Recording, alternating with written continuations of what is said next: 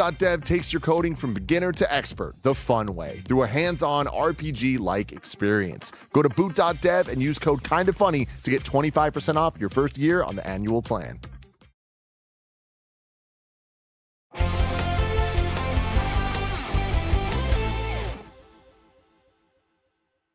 Yo, what's up? Welcome to Kinda Funny Gamescast for Friday, January 9th, 2026. I'm one of your hosts, Blessing Adeoye Jr., alongside the Nitro Rifle, Andy Cortez.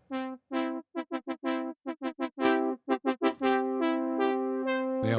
Crushed it. Fuck. Crushed it. There it is. Right next to Andy, of course, we have the legend, Greg Miller. You look great, Bless. You look great, Greg. Thank you. Yeah, you said you haven't worn this since the old studio? I haven't worn this apparently since the movie Monsters episode of Debatable. Classic. The show is still in the pocket. So excited to be here in my winter Mario outfit. Had to earn it now that I'm such a Nintendo fan. Of course, of course. Next to Greg Miller, we have the Lock, Roger Bicorni. Happy to be replacing Tim. Finally. Yeah, happy to have you replacing me. We never have you on this show, Roger.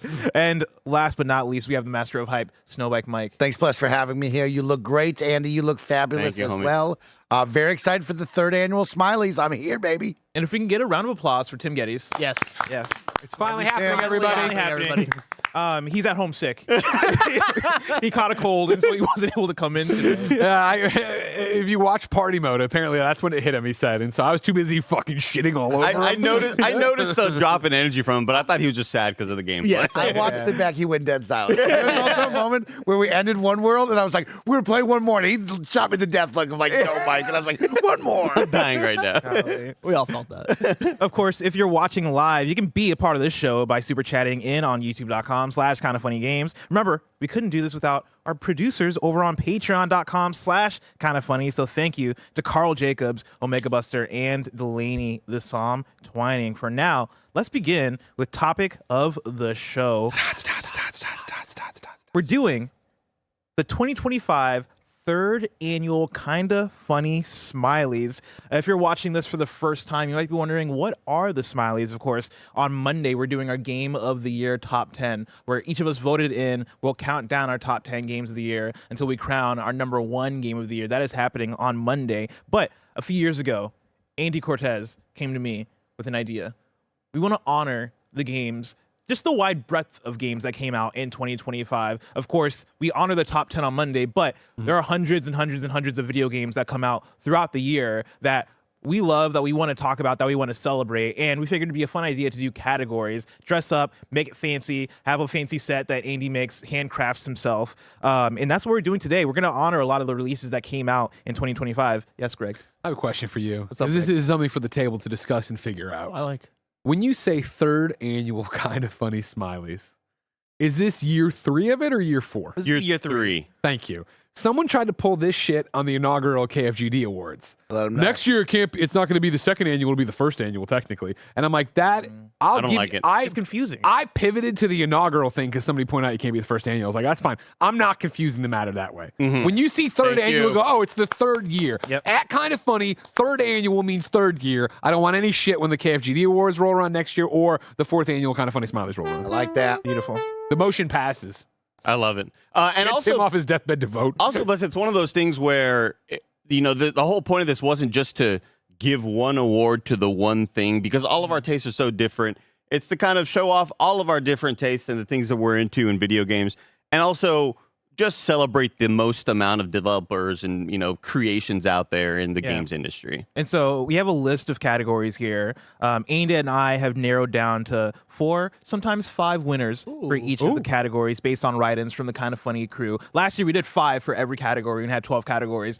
It went a bit long. Of course, we had to kind of like pace ourselves more quickly than I think we ideally wanted. And so I tried to get down to about 4 winners. But That's why we canceled the stream today. This is the stream. We're hanging This out. is it. yeah, We're hanging we're out. hanging out, Well, I having a guess good time. invites come. I ordered Whoa. Starbucks. We're going to be here for a while. Let's Take your our shoes off, time. Jay. You're not going Take your anywhere. shoes off. Everyone take our shoes off right here at the stage. Ready? Let's all do it. At the same time? Just took mine off. Taking off the shoes. Mine Oh, are that off. feels good. Yeah, I don't know. I mean, I purposely just brought my notice Nikes that because I often. didn't want to be uncomfortable. Now, Mike, do a shoey with whatever's in your Pikmin cup. No, don't tell him to do that. He'll He'll do it. Do it. I'll Do do it. it for the third annual Smileys. You say whatever's in his Pikmin cup. Do you not think it's water? Well, I didn't know if it was coffee Yeah, or a yeah. chai Oh, latte. yeah, okay. I can see that. I can see that. Dogs got are out, chai everybody. lattes coming. So Next this is will go the socks off. Whoa, swap socks? Off socks. this is the list of categories we have for this year for the Smileys. Of course, we switch it up a little bit every single year. This list looks like this. We have Best Hidden Gem. That's for a fun surprise or not widely known game that excelled beyond expectation. We have Best Style, the game encompassing an outstanding combination of visuals, music, and or fidelity. We have Best Old Game, a non-2025 game that deserves recognition. Could be for a remake, remaster, resurgence, or something we relate to the game on. Best Multiplayer, the best games to play with a group of people. Best Story, the game that displayed outstanding storytelling and writing. Best Mechanic/Feature, that is honoring a game mechanic or feature that was unique and or pushed things forward. We have, as a new one, KFGPP, that is, or AKA Kinda Funny Games Preferred Partner, a side character, companion, or character in general this year that stood out from the pack. We have a new one for this year, Best Trailer. Of course, we react all the time. We watch all the showcases, so that's a big part of the identity of Kinda Funny. So we wanted to talk about trailers this year. That's for a trailer that presented incredibly well and evoked a strong reaction. And finally, we have Best Studio, the studio that earned MVP status in 2025. Of course, if you're watching live, you can super chat in with what your picks are for these categories, category by category. We'll check in with you, the audience, see what you guys have to say, and have a conversation. All right. Before we get in, do we have anything left to say? Any final words? Feels nice not to have shoes on. It does. It does feel feels kind of really comfortable. My nice. feet are getting a little bit cold, though. Yeah. Oh, really? Yeah, I have thin socks. Can we get heated floors installed? What if we all wore Crocs inside the office? The Crocs are nice. Crocs are super comfortable. Are you Crocs not wearing are really socks nice. with the Crocs? I wear socks with the Crocs. Socks with the Just Crocs. Socks in with the case my Crocs. toesy gets cold. Do people usually wear socks with the Crocs? I feel like this. I I wear wear Crocs socks as a with Crocs. sandal. You said we socks with the Crocs? I think it all depends on how you're using the Croc. Of My course. Crocs are at the back door, my Ghostbuster Crocs, so that I can walk coal or take the trash out. So I'm in socks in my house. I just put my socks into the Crocs and go that way. If I regret that when I got the Animal Crossing Crocs, they were very, I don't know if you know this, they were only made for women's sizes. That's offensive to male Animal Crossing fans. Sure. And frankly, Is that 2 sizes above or below? I was Below. Below. Anyways, so like I was gonna wear those as my indoor Crocs, and I would have been happier to be barefoot or whatever. But no, I sock it up in my Croc. Tough. But I don't wear the Crocs out except for when I got tricked into going to the grocery store. You got tricked? Yeah. That I made the happened. mistake of taking out. I was in my bib jeans. I'm in my Ghostbusters, and I'm wearing a hat. I look disgusting. I've been working on the attic all day long. I'm sweaty and disgusting. I went out and I'm like, all right, cool. I'm gonna go drop these clothes off at one of the donation bins. Not even like a center. Just drop it. And Jen was like, well, while you're out, go to the grocery. Yep. I'm like, motherfucker. I'm walking around this high-end grocery store. You looking, dress up to go to the grocery store though? Because I feel there's not okay. Again, yeah. I'm wearing Ghostbuster Crocs and socks. Bib jeans that are covered in dirt and shit from the attic. Okay. Some worn out kind of funny t-shirt. Yeah. I'm sure that like I wasn't, it's not dressing up like this. It was like I didn't look like I was human. Yeah, but also the fear is like, do you run into people in your grocery course, all store? the time. So I ran into, I had an down. embarrassing moment. I never told the story. Where I was at a Target, me and Leanne were in the ball section of the Target, bouncing balls because Yeah. we're bored. And then fucking Jonathan Dornbush walks by, and then I've never felt so embarrassed. We're like, oh hi, and we're just bouncing balls like little children. So then after that moment, I'm like, I'm buckled up. You should invite him in. Dornbush would have done the exact same thing with you. Come Some bounce people this running into ball. Dornbush. Me and Greg ran into Dornbush randomly at the Korean grocery store that opened up Yeah. nearby. He's everywhere. He's ever in San Francisco. Yeah, good Were you for- bouncing good balls for there too? Dornbush. No, we were looking for man. sushi. All right. Without further ado, let's get into it. Let's start off with our first category, which is Best Hidden Gem. Ooh. Again, this is for a fun surprise or not widely known game that excelled beyond expectation. What I think is really exciting is I don't remember what I wrote down for any of these. neither. Hell yeah. don't Well, I have remember the stats for You you. were reading categories. I'm like, I don't know. I voted. Well, our first pick for Best Hidden Gem, again, this is in no specific order. Our first game here is Dead Take. Oh, Dead Take. nice. Oh, Of course. Okay, clap it up. This is one that was written in by both me and Barrett. I'm sad Barrett's not here to talk about it. Of course, Barrett's working really hard for on Game of the Year happening on Monday. But this is a game that me and Barrett streamed together. It was one that we were looking forward to. Of This is a course, Boo, right? This is Abu and his team. You know them. Previously, they worked Gonzera on- Zhao? Yes, Zhao, Tails Gonzera. Or Tails Gonzera Zhao. Yeah. I think you got it right. And I think you got it right, but I'm still going to try to correct you. But yeah, this is a game that is following up what was a 2D Metroidvania inspired by African mythology. Yeah. And from that, they pivoted into a first-person horror game with like kind of walking sim mechanics, kind of like escape room mechanics a little bit. You're trying to discover and figure out what's going on in this mansion that you've been invited to. There's a very interesting story being told here about Hollywood and the nature of performance and the nature of art and putting ourselves into art that I think is very well done. And I think even beyond that, something that I love in video games a lot is FMV. I'm down to play an FMV video game, whether it's Wales Interactive, whether it's in Immortality, right, or something like that. I'm so into the use of FMV, and Dead Take, I think, takes that and really does a good job with figuring out how to implement FMV in a way that is engaging and interesting and actually like a fun gameplay mechanic when you're going through different tapes and stuff. Shout out to the cast as well here. Exactly, yeah. You know, obviously Ben, Alana's in this too. This is one that's a heartbreaker I haven't gotten to. You know how much I love the FMV video game right next to you, but it's just been such a crazy fucking year that I never got the chance to actually boot up Dead Take. But from the people who love this game like I love these kind of games, I only heard good things. Yeah. Did anybody else get to check out Dead Take? No. No, it's a pretty short one though, right? Yeah. So Yeah, it won't this is be one that me and Barrett beat in one stream. But it was also one that me and Barrett stayed a little bit late Yeah. to beat this game. You guys were locked in. Yeah, We once were you get locked locked in. in. You're in that zone. It's Yeah. right. You think I would like it? I feel like this is a game that I might like. I think you'd like streaming it. Okay. I think you'd like having the experience with people around you. Okay. For sure. Okay. All right, moving on to our second pick for best hidden gem. We have Keeper. Oh! This was one that was written in coming up. I got an A in it. written in by Tim Geddes. Ah. Yeah, which surprised me because this is one that I guess I'll talk about this again, right? This is one that I loved. Yeah. Right. I was there. Me and Mike reviewed this together. We reviewed actually. it. Uh-huh. Mm-hmm. Absolutely adored Keeper. I have so many good things to talk about with Keeper, but I want to start with Mike. Mike, Yeah, Keeper's a special one. Keeper's a really fun just experience, right? And I think the team over at Double Fine is known for their design, their art, their just kind of wacky out there nature. And this game mixes all of it into kind of an emotional tale, one that you can share in a night. You could share over a course of like 8 to 10 hours, depending on how deep you want to get in. But I just had fun just getting lost in the visuals, really. The visuals and the sounds were the big ones for me. I had a good time with this. yeah, I'm sad that Tim is homesick because there was one just random day, I think me and him finished a KFGD or on a Gamescast or something, where he turns to me off mic and he's like, by the way, you're right about Keeper. Like letting me in on the fact that he had played it and really enjoyed it. Yeah, you guys did such a great Gamescast review of Keeper last year. They got me so excited for it. But again, I never got the time. But I remember Blessing, I think for you, I want to say you gave it an 8 and you're like this, but it's an 8 I love like a 10 or something. And it was like, Yeah. you sold me so much on the journey of what this game is. Yeah, I forget exactly what I gave it, but like this is one that the art really hit me, even though there are small things here and there that I didn't really love as far as where it goes and like how it changes up certain gameplay mechanics. That said, I think the art here is beautiful. I think the visuals here are wonderful. I think even just the gameplay of the tower and how it moves and how it sounds and the audio design of it, I think is so well done. The music, the soundtrack of it, I think is so well done. And we had Paris on that episode, I believe, and Paris I think made a good observation talking about the story and how it connected with him as somebody who's a father, right? Now I think the game has like a really interesting perspective on community and like what it means to be a part of community and taking care of one another. That is really cool seeing told via a lighthouse. Yeah. Just walking around. Yeah. A little bird. We miss you, Tim. We miss you, Tim. We miss you, Paris.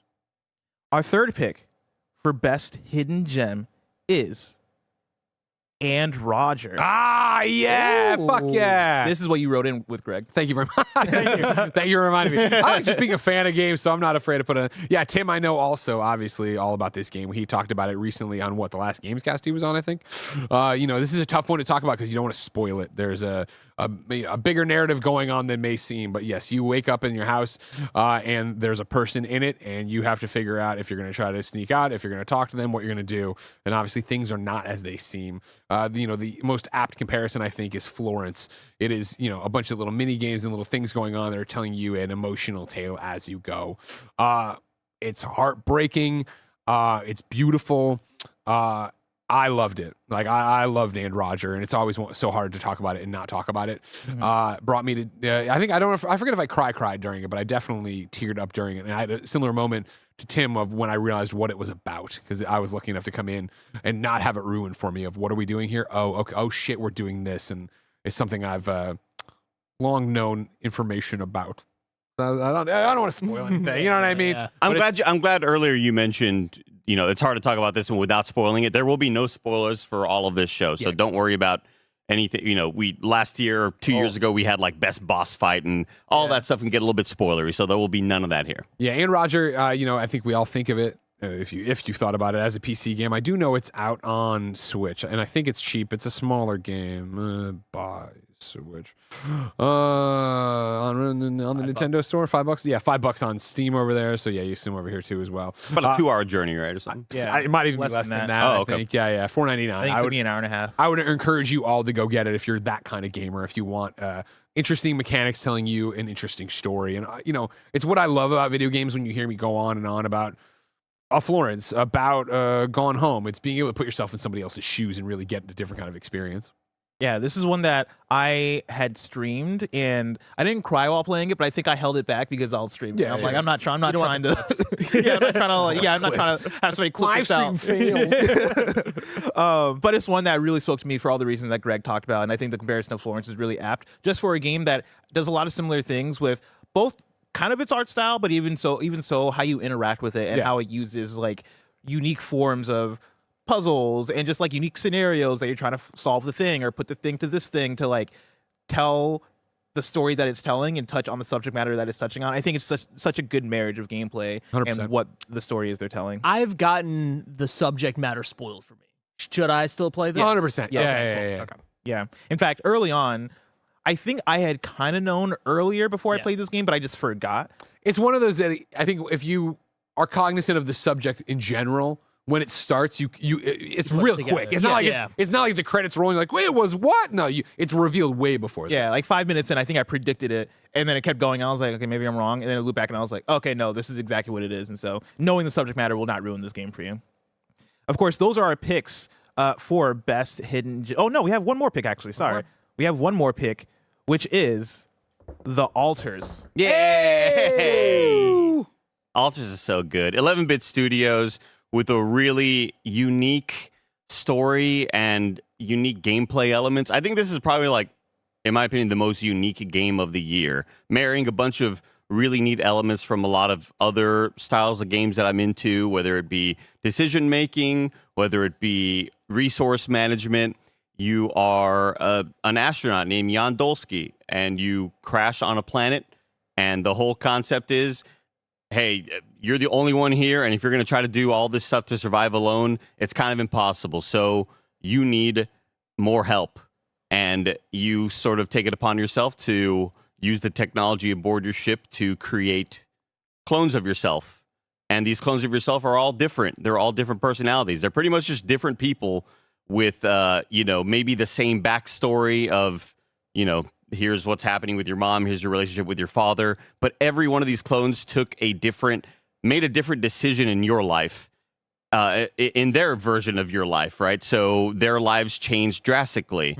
And all of these characters all have different quirks about them. Some of them are really into, science. Some of them are really into just feet as well. Yeah. Oh. Some of them are just insane. Like there's like, it goes a lot of different wild places with a lot of cool surprises.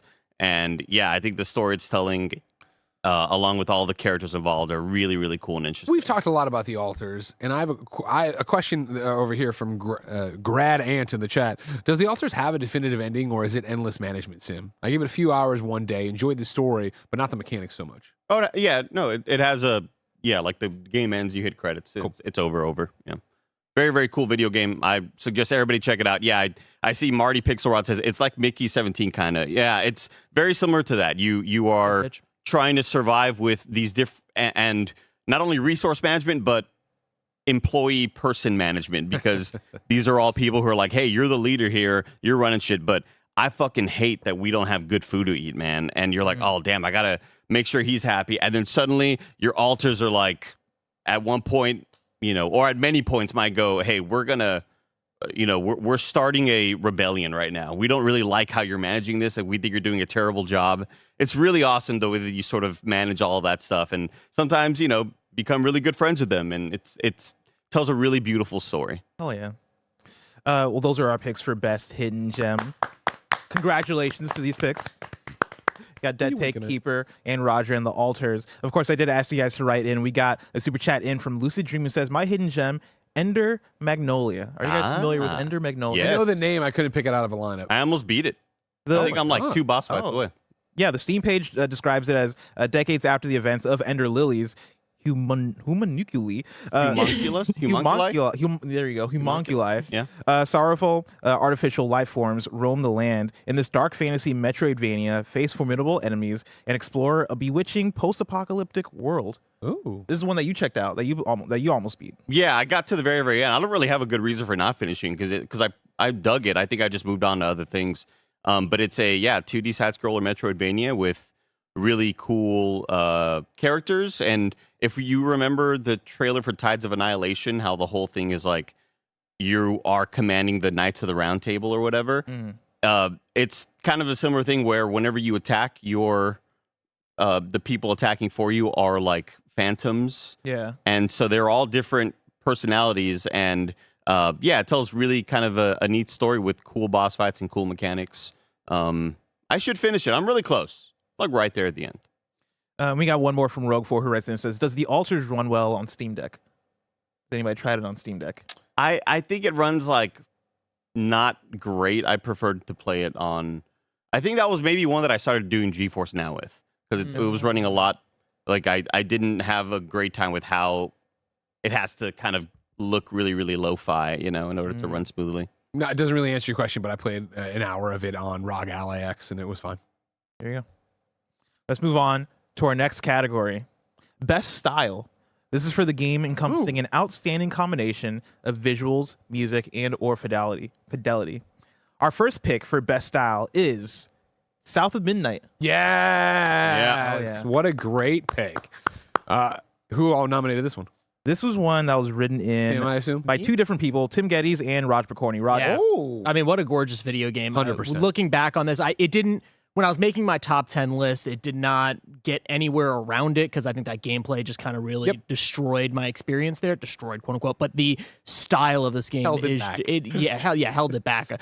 Destroyed its chances, rather, of the top 10. But this game is just, it's one of the best looking video games of this generation. It perfectly kills the puppetry, low frame rates, vibe of everything. It doesn't hurt your eyes. It just feels like this really beautifully art directed world. Some really unique character designs, enemy designs. It is really up there with some of the best looking video games of this generation. It's really impressive. Yeah, and style, as you said, encompasses everything, right? Both Yeah. as you ran through it. I think the music is so incredible in this game. I adored the soundtrack to this, both the original generated song or written songs and performed songs for the bosses, but also just the ambiance music. And when we're talking about style, I mean, you can see it seeping through this. This is a great pick.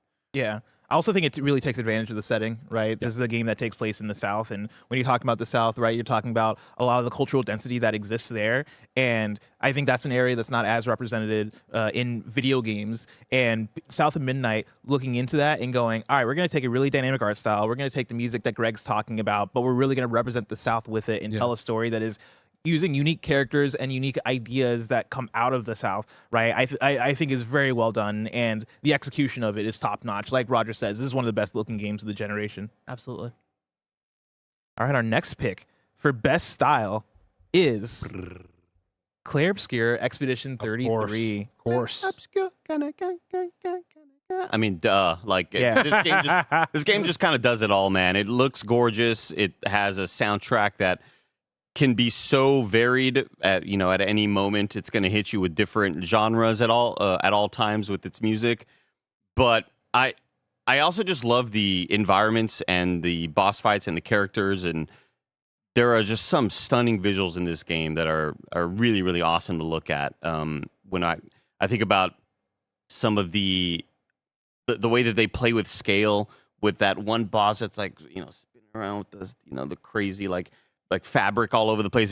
Things just look really, really awesome all of the time.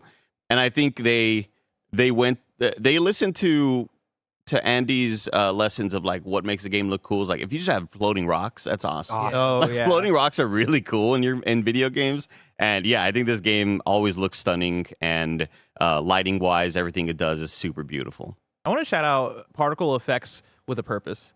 You know, Andy, one of the controversial things you always talk about is Metaphor Fantasio and the art style not doing it for you. Mm-hmm. And I agree and disagree, but the part where I agree is that I think that game has too many particle effects. It's like they fucking tripped. They're like holding a bucket of particle effects, tripped, and they're like, oh shit, it's all over the place. It becomes And- noise at a certain point. Yeah, it becomes noise. And I think you talk about the floating rocks, right? I think there's a point at which Claire Obscure Expedition 33 could have been doing too much with art style, because you look around in this world and it's like, oh, this thing's floating over here. Oh, this is happening over here. Oh, I parry and this thing happens, and fucking, you know, the black sprays through the screen and it looks like graffiti. Like, there's so much happening, but it doesn't come off as noise. It comes off as art and design with a purpose. And I think, you know, that's something that also loops in with the story of the game and the narrative of what's going on. And like, you know, again, no spoilers in this show, but I think that is just so well done when you're talking about just the art of it and the visual perspective and just the style of it as a whole. Also, shout out to the music. Of course. Music's so good. Our next game that we have for best style is Death Stranding 2. Come on. You want to talk about style? That's Kojima, son. Come on. The music, the way it, again, fucking hits of you setting off on your journey, getting ready to climb some mountain. It pops up. Caroline Polachek, Ugh. right? Whatever watch it's going to out. be. Just that, I would say, washed out gray blue look of the entire world, right? And how weird and surreal it is, but also I was shocked by how homey it felt to come back to this. After doing Death Stranding 1, to come back to this world and be like, all right, I remember this, and that putting on your pack and the way everything felt and looked and what it was. Good stuff. And going into the other world and seeing the whole particle effect situation there is just mind-blowing. It's visually so crisp and gorgeous. Even on a base PlayStation 5, runs incredibly. The music's great. This is, if I were to like rank like highest fidelity video games that are going for realism, I think Death Stranding 2, out of all time, I think Death Stranding 2 is number 1, and like Red Dead Redemption 2 is number 2. I mean, those are my top 2 right there. I agree Talk with about the steez, the style, Oh my gosh. the characters. Look how the good that baby tar. looks. No, look at that Ooh, baby. man, Ooh, gaga. this thing had style for days, man. Every moment there's a wow factor to it all. Every time you go somewhere, I loved our experience with it. Yeah, We had so much We had a fun. unique one, but yeah, we had a unique experience. The moment that Kevin just had pulled up in the trailer where he's overlooking all the mountains and stuff, and you can see like the ripples of the mountains with such detail. I remember seeing that in the trailer and us all being like, God damn. Yeah. And I think part of me when I see trailers like that, I'm like, all right, but it's a trailer. The game's not going to look like that. And the game fucking looks like that. Yeah. Like, that's the thing that blows me away about it. Of course, when we're talking about people that wrote in with the games, like I mentioned, South of Midnight was Roger and Tim, Expedition 33 was Andy, and Death Stranding 2 was my write-in. Mainly because, to the point of that Roger just made, I would put this up there with one of the best looking games, fidelity-wise. Of all When you're talking about character models, when you're talking about environments, when you're talking about different types of elements that come into play in environments, whether it be water and you see the sinking or like the low Footprints. Well, yeah, the footprints, the lowering and rising tides based on the weather, the fire that they made such a big deal about in this game, all of it looks so immaculate. And then you get into certain cutscenes with characters like Tomorrow that just look and sound so fucking sick. I think the soundtrack of this game is incredible. And again, style. Like to get to that, Yeah. and no spoilers, but Higgs, to get to all the Higgs stuff and the way the game ends and boss fights, like incredible. Our final pick for best style is Doom: The Dark Ages. Wow. This is one that was written in by the one and only Snowbike Mike. Hell yeah. Mike, tell me about the style of this game. Fucking in your face, action, heart pumping. It's got everything that I want, right? It's got that Doom mentality of like over the top action, ferocious monsters, awesome design in all the enemies that you're going after. And then on top of that, just that bullet hell of all the different colors coming in your face, right? It's like, I loved Doom so much. And like every moment made me smile, and every moment goes, man, this world, this fucking narrative that they created, this thing is so cool to look at and be a part of. And so, yeah, I had to put the Doomslayer on this because he's just badass and he oozes style. And that Captain America shield, Yeah, you he got hucking it at people, and then it gets stuck in their chest and it's chainsawing them. It's like nobody had that. Nobody got that. Yeah, the soundtrack, I would say, obviously doesn't hold up to older ones, but like it still kicked ass in a lot of moments. To go along with the awesome visuals and the that action when you're surrounded by so many freaking enemies. I think they do really cool stuff near kind of the end of the game with art direction, where things change up quite a bit, and you're always kind of used to lava and hell and fire all over the place, and they do some really cool different stuff near the end that I really enjoyed. And the kaiju stuff as well. Kaiju, Yeah. riding the dragon. Yeah. Woo! Come on. Of course, those are our 4 winners for best style. Congratulations. I will shout out Hollow Knight Silksong that nobody happened to write in with, which like, I don't know the protocol. Maybe that's something we figure out for next year of like, hey, nobody wrote in with this thing. Are we sure we want to leave it out? I think next year we vote for 3 things and then Oh, I like that. get all the, I like that. 'cause that would have been one of mine, but Yeah. Clear Obscure was mine. You know what I wanted to vote on, Greg? What? Create your own style. Skate. Oh, wow. I'm the steeziest Nice. skater in the world. Man, I'll tell you what, man. You really want to bring out the haters? Yeah. You give a skate When I style. hit that like Christ universally, I fucking hate Fortnite love fortification. They don't get it. I'm talking about They don't my get it. steez, okay? When I nose grind that Yeah, rail yeah. and I'm going down at a 45-degree angle, when I hit that mega jump and I'm Christ staring through a goddamn church window, like that's called Yeah, steez, that's- okay? Yeah, that's I steez don't for care sure. about what you think. That's steez. That'll be a right separate there. category called besties. We know, Dude. Mike and I know how well Skate's going to be represented in Kind of Funny's top 10. That's why we kept it off of this. Go for it. Go for it. I was gonna say we'll move on to category number 3. Yeah, category number 3. Andy, do you want to talk about this one? Yeah, sure thing. I want to kind of like also include some fun moments through the Kind of Funny year, but also some maybe concerning moments that we should kind of look at and maybe be aware of. And this category may not come back next year. Maybe it does. It depends on us cataloging and getting good clips and things like that. But this category is the most concerning undiagnosed ADHD moment of the year. Got it. No. Let it roll. Okay.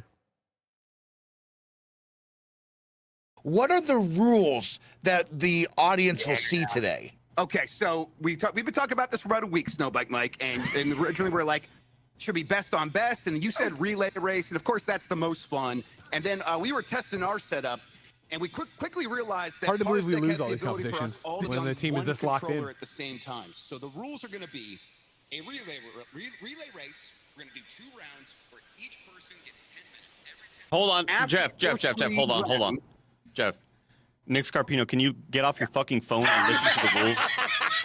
Can you listen to the rules, please? Oh, these are not serious people, Grub. These are it's embarrassing. Why do we even entertain this? He's uptight. 60 seconds. Are you guys a little 60 bummed we didn't get taken up to the Heavenly Father last week, like the rest of the people did? Rapture. Are you a little bummed we didn't get raptured?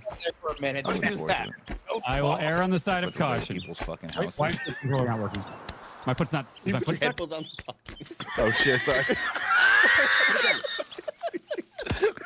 Why is my foot?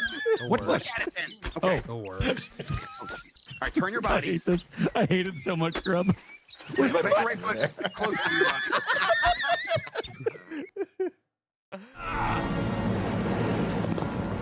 This one made the cutoff. Oh, fuck.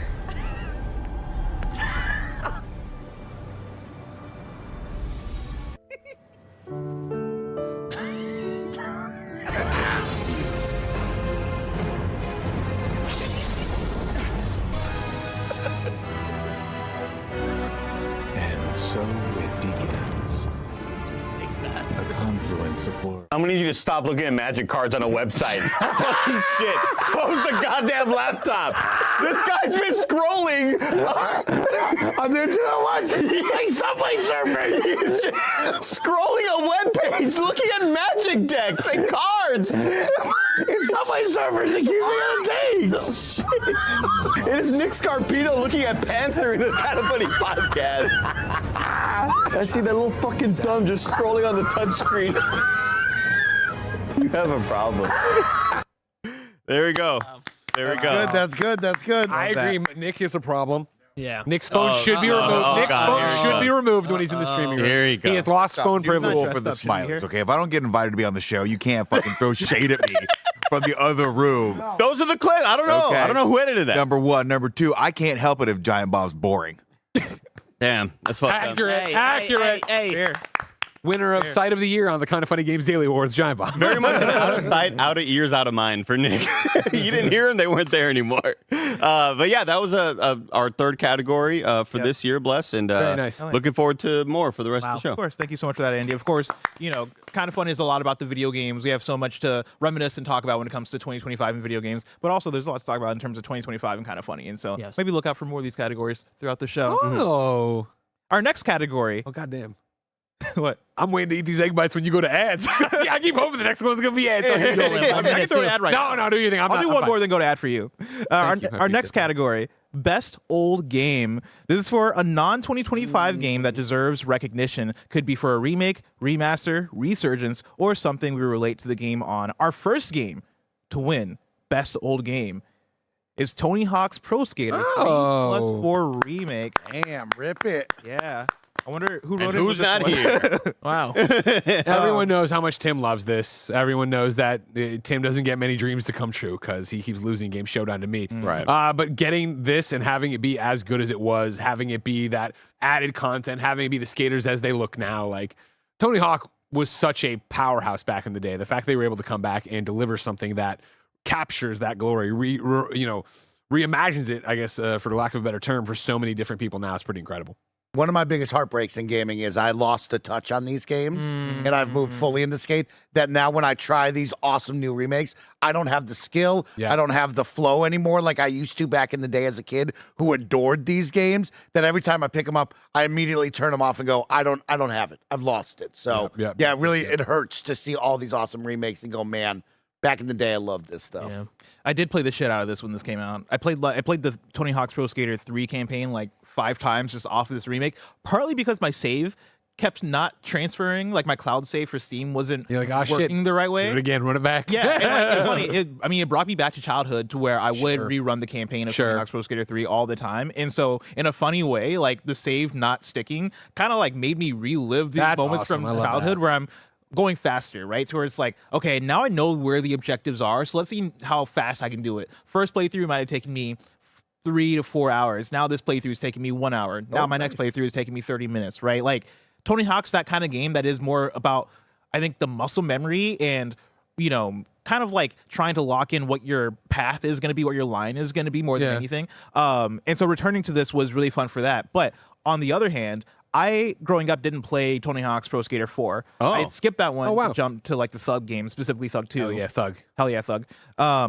So this was my first time experiencing Tony Hawk's Pro Skater 4, and I know this is like a different version of it because they changed certain things based off of what Tony Hawk's Pro Skater 4 was. But there's never been a better time. There's never been a better time to hop into Tony Hawk's Pro Skater 4 because this made me fall in love with those levels as well. And so shout out to Tony Hawk's Pro Skater 3+4. I love that we're shouting it out here because otherwise, this is one that, for me personally, would have gotten lost to the annals. Totally. 2025. That's the beauty of the Smileys. Exactly. Our next game for Best Old Game is Metal Gear Solid Delta. Oh, hey now. This is one that I wrote in with, of course. I love Metal Gear Solid. Everybody knows that. I've reviewed them. I've been lucky enough to be around a long, long time. And so, yeah, for 3 to be my least favorite, and I say that, of course, least favorite, not that it's the worst, just not the one that I loved, to get in and jump in and have it be gorgeous and have it not be fucked up. It's not Kojima touching it. It is Virtuous coming in and doing it. Have it be as good as it was and such a great reminder of what Metal Gear was. And I guess is. You know what I mean? I remember playing it and coming in the next day and be like, you really forget that we don't get these anymore. You know what I mean? Like Metal Gear has been Metal Gear for so long, but we're, with no Kojima, we're just not getting them.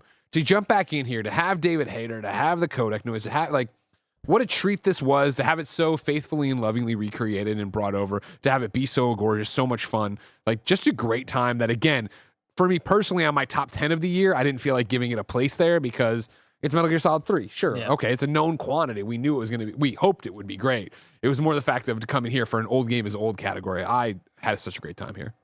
Yeah, I echo everything you talked about. I think the thing that really hit for me was reliving the moments of MGS3. Yeah. I think somewhat even more than the gameplay of MGS3. Oh, sure. Because I think I had rude awakening moments as I was playing this game where I'm like, oh man, this is shorter than I thought it was. Oh man, this section I could just run through. I didn't realize some of the gameplay things that might not live up or age as well over time. But when you are experiencing the Halo jump, or when you are experiencing some of these cutscenes, or experiencing like the ending moments with the boss, the fucking pedals in the air, come on. oh my god, that shit hits like crack. So shout out to MGS3. This one's special to me, as Greg said. Like, right, me and Barrett went through all the Metal Gears together, but I was the co-pilot, so it was finally time for me to jump in, and I haven't done that yet. It is so high on my list. It's funny, Mike and Roger over here, we put a lot of effort into trying to make a Metal Gear Solid remake mega stream, but of course, shout out to Andy, and Hollow Knight came in and saved the day, which was awesome to have. But man, we had alligator meat that we're gonna have Greg and Nick that eat. rotted. That was bad. We had that in the freezer for months.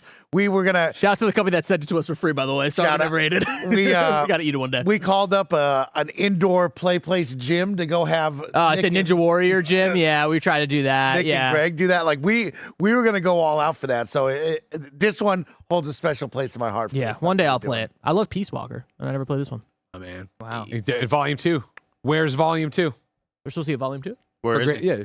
Oh, a piece. Oh, okay, gotcha. I thought you said this was gonna be Peace Walker Volume 2. No, I mean for the Metal Gear collection. That's basically Metal Gear Solid 5. Yeah, that's fair. Also true. Great game. Our third game for this category, best old game, is Dark Souls.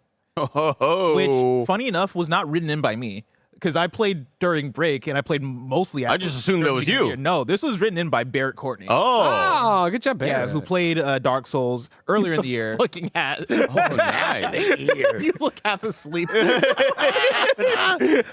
in the numbers, man. You got to get deep into the numbers here. Damn, I didn't know he wrote that. I just assumed you had done that. No, this was. I wrote it with Outer Wilds, which I didn't put on the final thing. But shout out Outer Wilds. But as somebody who's currently playing Dark Souls, I will tell you, man, what a special game. Yeah. This one is really hidden for me. We got to put on the calendar, if there's time on the calendar, a Dark Souls review. We have to. I need an hour to talk about this. That was Andy and Bless playing. I was only staring at on there for you myself. right now. I was like, I played this here. What happened? A Coke in the middle. That's why I look tired. What's happening here? Take off the hat.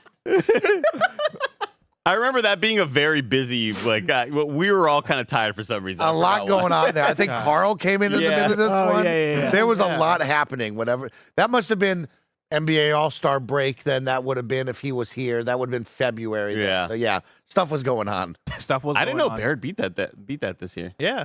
I mean, I remember Barrett coming in every day and being like, Bless, you got to play Dark Souls. And I remember overhearing him talking to you about Dark Souls and how cool it was.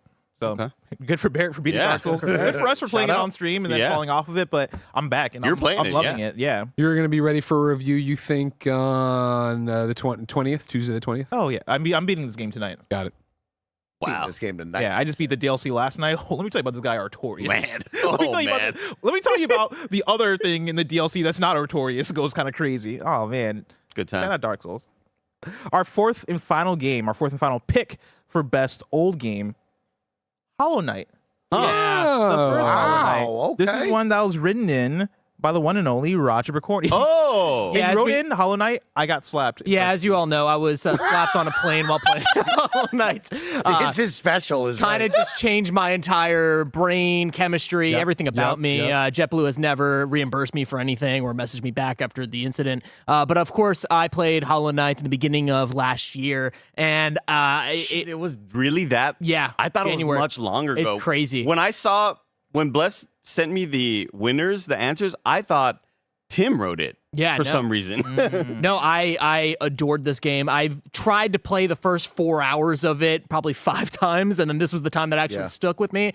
It was so good and such an amazing experience, but it was such an all-encompassing gaming experience for me, to the point where by the time Hollow Knight Silksong came out, maybe about 6-7 months later, I was almost like, I was Hollow Knighted out, which was crazy. So so that kind of affected my Game of the Year list. I probably would have put way more time into Silksong if I hadn't played this year, but I still had an amazing experience. I'm happy I did it in this order, because if I waited, I would have just played Silksong and never played this game. So this game is such a special experience. I love how different the main character feels comparatively to Hornet in Silksong. It is a complete night and day difference, and I actually like being underpowered and so small. I thought that was a really, really interesting, fun experience, and it kind of was perfect because I played Animal Well the previous year, and that was like kind of my first real big like Metroidvania that I put all my heart into, and going into Hollow Knight here was such a beautiful experience. And yeah, I didn't get too lost. I will say I didn't get too lost, which was nice. So I think the reports of being super lost in Hollow Knight are kind of overblown. I think this is a great ride-in for this year, especially like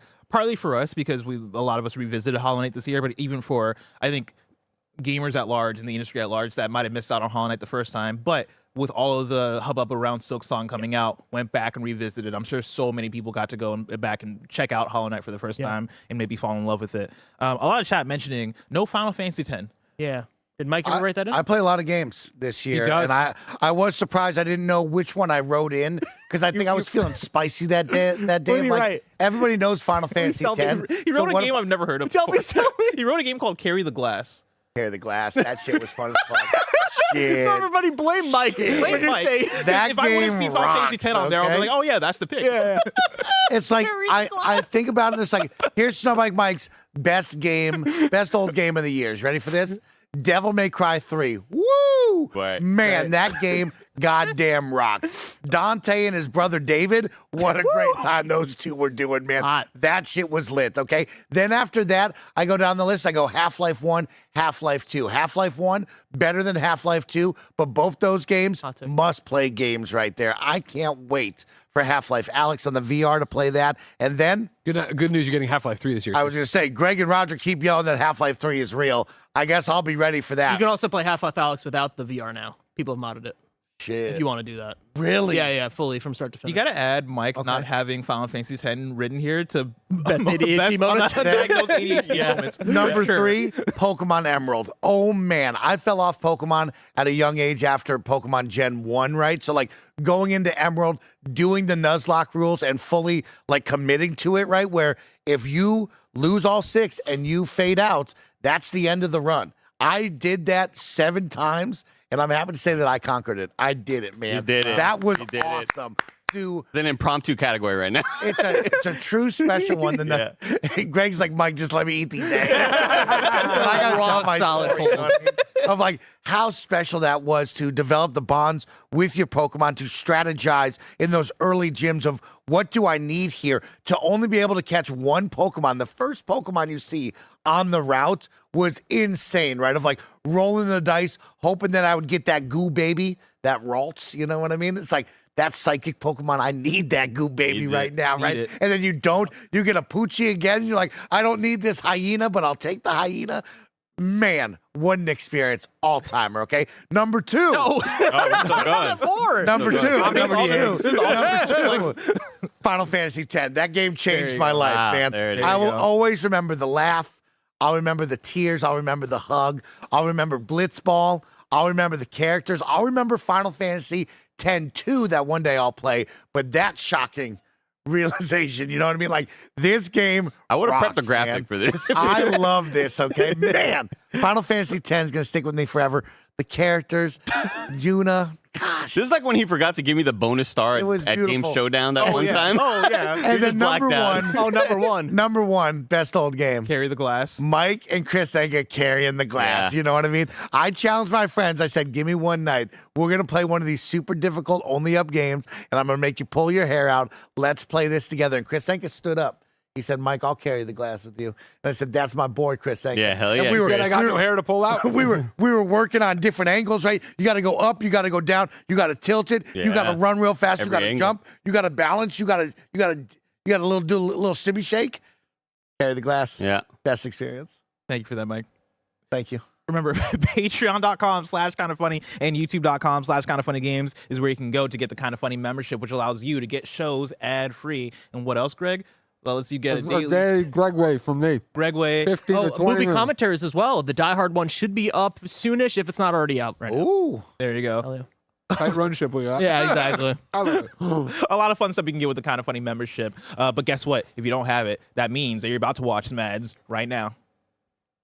This episode's brought to you by Boot.dev. If you're listening to this show, there's a solid chance that you, 1, like video games, and 2, at some point in your life have been interested in learning software development. Boot.dev combines those things because they know that the smartest way to learn is to never get bored. It takes your coding from beginner to expert the fun way through a hands-on RPG-like experience if you're ready to put in the time it takes, like Kevin is. So I'm learning to code Python, and the best thing about this is I don't have to read anything. It plays audio files for everything. It's awesome. With a curriculum designed for builders with gamer sensibilities in mind, Boot.dev welcomes you to the most captivating way to learn to code. Bored learners quit, smart learners never get bored. That's why you'll learn by doing what you'd actually be doing at a real job, building real projects. Go to Boot.dev and use code KINDAFUNNY to get 25% off your entire first year on the annual plan. There's no better time to give your coding dreams a chance, just like Kevin Coelho's doing. Again, go to Boot.dev and use code KINDAFUNNY to get 25% off your entire first year on the annual plan. Mike gave that beautiful speech. I still don't know what Carry the Glass is. That's exactly what you think it is. It's one of them Carrying- multiplayer games. It's Just one two of friends holding. it's one of them tied together. It's one of those you're supposed to rage type of games. Gotcha. Only a co-op sort of thing. You would like it. Wait until you see what me and Nick play soon. I offered it to Joey. So Joey got another really great game, but it's one of those ones. And she said, Mike, you can save that for you and Nick. You ride a tandem bicycle, only up on a tandem bicycle with you and a friend. Good for you. I love that. All right, let's move on to our next category, which is Best Multiplayer. The best games to play with a group I'm of excited about people. this one. And our first winner here is Elden Ring Night. Oh. This is written in by 3 different people. Whoa! Andy, Mike, and Blessing. Wow. I wrote in with Night Rain as well. Who wants to take it away? What a good time. We've just had so many laughs. It's such a difficult game. It'll make you rage. It'll get you angry.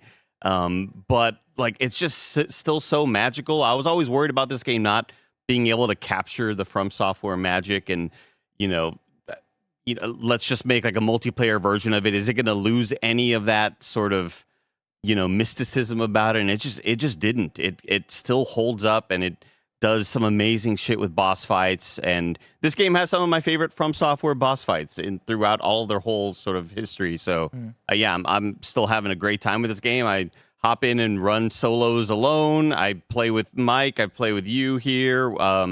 It's a great freaking time. This game rocks. Melissa with the Y. Shout out Melissa, our hard carry. Shout out, Mel. Big carry. Mike, this is your favorite From Soft game. This is my favorite From Soft game. I really love this game. I have so much fun sharing the FromSoft experience with friends is the big one, right? Of I love this get good, hey, learn the boss pattern mentality, practice, and you'll be the best you can be type video game. And doing that with friends is awesome, right? To be able to strategize with Melissa and Andy, to be preparing from night 1 into night 2, being aware of your passives and all the items that you grab throughout the run, knowing that certain different characters need certain things, grabbing flasks. That sense of discoverability in the map is always something special to me because I just want to play the new map, but I love going back to the old map. I like that they have variations on the old map. I think they did a really good job with this one, and I can't wait to see what they do in the future with Duskbloods, right? The idea of adding a PvP into this is so much fun to me. I'm very excited because, of course, I've always loved the invades mechanic inside of Dark Souls, and the idea now that we will be playing on a map and you're going to look at me and I'm going to look at you and we're going to figure out, are we stepping to one another or are we running away and saving it for a different time where maybe I'm going to be stronger than you or you'll be stronger than me? This is going to lead to some really fun gameplay. So yeah, this game is great. It really wasn't until this DLC drop in early December that I thought, I just want this game to keep on going forever. I want this game to be developed for the next many years because once I saw what the DLC could be and what content and additional content could be in the future, it's oh my God, if we can get new map variations with new boss fights, getting random NPC invaders every now and then that change up your whole run and really throw a wrench into all of your plans, but overcoming that challenge is so awesome. It's dude, just keep... whoever the Night Rain team is, just keep doing more. I want to see another DLC next year. I want this game to continue. The thing I really love about this game is the fact that it's a game coming from FromSoft, who is now in the top tier of video game developers who have so much budget, who have so many resources, and they made the messiest multiplayer game possible. Like, Night Rain could have been like, all right, what's another multiplayer game that exists, and let's copy and paste. Let's just make a battle royale, or let's just make a regular roguelite or whatever. For some reason, they're like, let's make something that is fucking weird and, you know, even kind of like messy in some bad ways, but I think in a lot of ways that allows them to really allow the player to have experiences that you can't get anywhere else, where it is me and Andy playing, and we're playing with like one random player who shows us a volcano that you can go down. We're like, oh shit, if we come here, we can like upgrade our weapon to the highest thing. That's fucking cool, right? I think the shifting lands mechanic is so interesting and allows for that discoverability that Mike is talking about. It being in this open world area, and having like all these different cool bosses that you have throughout FromSoft's games, at least like the Dark Souls and Elden Ring games. Insane, incredible stuff. Shout out Elden Ring. Game rules. Our next game for this category is Arc Raiders. Wow. Written in just by Greg Miller. Hi, everybody. Yeah, Arc Raiders, compared to most of you, or Mike and Andy for sure, I scratched the surface of, right? I forget if it's 15 or 20 hours I got in by the end of it. But it's like the one I miss having the time to invest in these games. I don't mean as Ben's dad. I mean as like, remember when Helldivers 2 dropped and it was that perfect time where I was like, you know what? We're streaming it every day. And every day I find a reason to get in there and I pulled myself off shows. Monster Hunter. All right, I'm in there every day streaming, making a thing to do it. Like, Arc Raiders I tried solo, and I just didn't have the vibe of when we were in that streaming room. This is one that I would have loved to have been able to get in that streaming room with y'all more for, because it was so much fun to run around in grief. It was so much fun. Even when I did play solo a couple nights on my ROG or on the actual computer or Xbox, because cross-play and cross-save and all that jazz. Like, what a great time I had with this game. And in it, you know, if we could have gotten in there to stream more, I think it could have really hooked me and really put some numbers on the board for it. But it's just such a competitive year with Greg-ass games everywhere about narratives and single players and things I really wanted to sink time into, that this is one that I vacationed in but would have loved to have lived in. Yeah. I like that.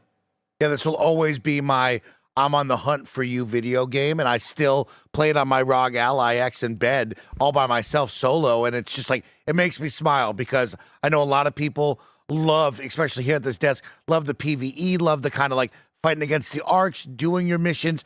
The blend of PvP has always been fun for us, but for me, it has always been, I'm coming to find you, and I'm going to steal all of your stuff. Yeah. And I love that, right? Me and Nick had so many good times, from Hunt Showdown to Escape from Tarkov. We started to try all these games over the course of a week or two last year, and now to have Arc Raiders and it be so successful, so fun, to run so well, it's a blast. And I just love getting on voice comms, tricking people into them believing me, and then I murder them. I love walking up to someone, them looking around, and that's going like, it's on and popping, here we go. It will always be my I'm coming after you game. We're bad people. We're bad. I'm sorry. We're bad people. I love that.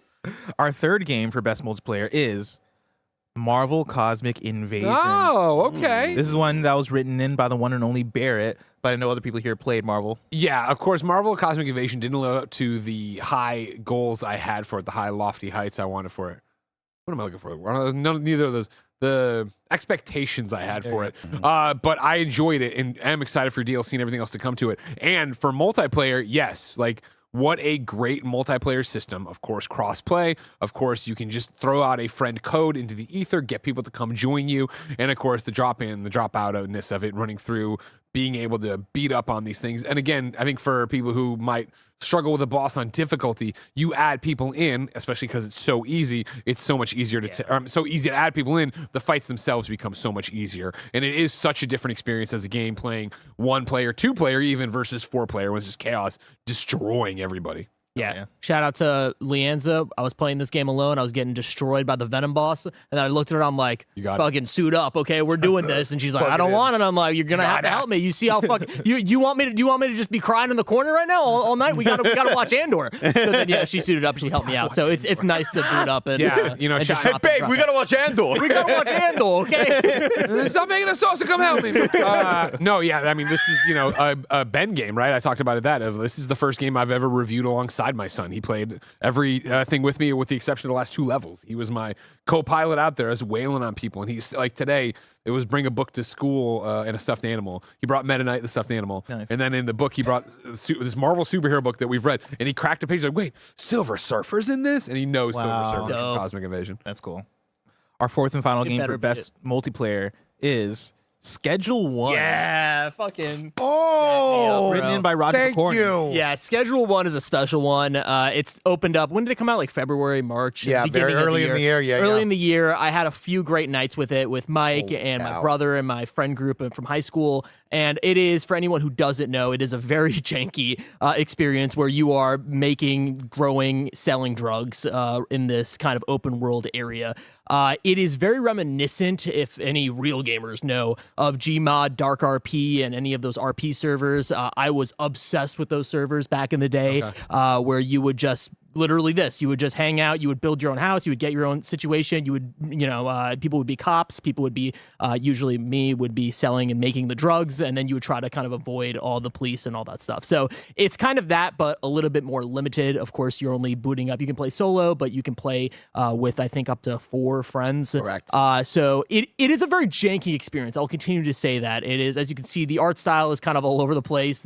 I've played this game at the beginning of the year, and now I'm playing at the end of the year, and they haven't added much quality of life improvements, but what I can say is how much fun I am having. Playing with my brother is some of the most fun we've had playing a video game in years. It is so funny because him and I, we don't really get, he's busy, I'm busy. We don't really get to catch up too much. Usually gaming is the way that we can catch up. We are not catching up playing this fucking game. It is like we boot on. I'm like, I'm going dead silent because I'm going to be growing the drugs. Okay, how much Granddaddy Purple do you got? How much green crack do you got? Okay, you're the dealer. You're running around, and we are like we are running this drug empire. And last night or 2 nights ago, we finally got crack cocaine, and that's a big deal for us. Wow, big deal. Because we are on the up and up. We got a bungalow. I learned what a bungalow is. I thought it was just a hammock, but bungalow is a house. Yep. So we got a bungalow. It's a style of house. It's a style of house. And you have a banana hammock? Yeah, we are growing. So it's very exciting. And again, I know it's a small team. I think it might be one person, honestly, making this video game. So I understand it is slow going, but the core of what they have here is so fun. It is just pure video game fun with your friends. And again, it is broken, and for a co-op video game, sharing the money doesn't really work out well. It's kind of all over the place. You just kind of, when it drops out, it's just, again, you're just sharing the money, you're sharing everything, so you kind of have to figure it out. But that's also part of the fun, is like putting the money in the ATM and being like, oh fuck, I just put $10,000 in the ATM. Okay, you have to get the money out. Okay, and we're communicating. It's so much fun. Oh my God, the experimentation of mixing the different drugs, trying different strains, mixing more into the strains, right? Like you go to the gas station, you buy bananas, you buy sleep medicine, you mix all this stuff in, and then you go hand it to somebody, their head explodes, they turn a different color, and you're like, this is just so much fun. I love it. Insane. Right? It's a blast. And yeah, it's perfect, Roger. Like you said, I love playing it with friends. And there's that moment in the night/game session where all of a sudden we're all talking, we're catching up. Greg, how's the kids? How's life? And then everybody goes dead silent. Yep. And it's like, oh, we're all locked in. We're all cooking. And there's JD Neal dumping soil into the pots. Dude. You got Washburn throwing in seeds. I'm giggling. It's the best. Talk about a gaming journal. You have your nice little gaming journals where you write all this stuff. Yeah. My gaming journal, if the feds break down my door, I'm arrested, because it is just buy weed bags, more and more weed, but with soil. I need this. I need grow tents. It is insane. So yeah, this is beginning of the year and the end of the year, bookmarking it. Incredible time. I love that. I want to bring in some super chats. One from Bluto, who's asking Mike to do a shoey. Mike, you don't have to do that. Don't do it. You don't have to do it. Okay. Maybe then. Okay. Maybe the ending. Okay. Resolute says, my best old game is Kingdom Hearts Birth by Sleep, and my KFBPP is Chili's. Oh, nice. Okay. All right. I like I that. assume the restaurant. That's actually really good. Shout out to Chili's. Shout out to Chili's, bro. Lucid Dream says, my hidden gem. Oh, we already read that one. Shout out Ender Magnolia. We have another one from Bluto, who says, Snowback Mike is my hidden gem of the year. Thanks, homie. And then one more from Octavio, who says, I started and finished Death Stranding thanks to your stream. Heart emoji. Let's move on to our next category, Best Story. This is for the game that displayed outstanding storytelling and writing. And our first pick is Expedition 33. Hey. Of course. Come on. Of course. I mean, good Lord, man. So many themes. You know what I mean? Themes. Come on. You love themes. I mean, just crazy twists, man, by the end of it. making your choice. This game just went so hard. Yeah. So many different moments. I think to try and talk about it without spoiling anything, right? Even just the main concept, the big concept from the get-go, the idea of the paintress and, the expeditions going out, trying to save the day, the number counting down and people all that age, like fading away. So cool from the get-go, right? A concept that in the prologue is delivered on so well and in a way that immediately grabs you as a player from then, like being able to keep up with that concept and twist it in very interesting ways and keep the player on their toes and not feel like a game that is, I guess, holding back in any way without wanting to dive in too deep. I think the game is just really well written and really interesting, and there's a reason why everybody loves this game, and that is, I think, number one, for the story. Of course, the gameplay is awesome as well, but I think the story really resonates with people, and you can tell by the conversation around it. Storytelling of the world, of the other expeditions. We're always excited to get that little audio log and find out, like, oh, what did they do? What do you mean we're at 33? There was a bunch before that, and like learning about those guys, that was really, really cool. Yep. Yeah, it's the almost boring choice, but it's the right choice. In my opinion, right? Like I was looking through, and again, I am somebody who has said in the review, I love this game. I think it's really, really great. I didn't love where the story ended up, but I loved the journey, right? Like everything about it kept my interest. And again, looking through the entire year, this is the easy choice for best story. It's incredible. There you go. Our next winner for best story is Citizen Sleeper 2. Hey! Yeah. Andy, you want to talk about it? Yeah, I mean, Jump Over the Age made, in my opinion, like a masterpiece with Citizen Sleeper 1, and a game about, hope, I would say, is kind of like the main theme of a lot of what Citizen Sleeper is. And it's a game that built into its mechanics when you are like you're rolling dice, trying to make decisions.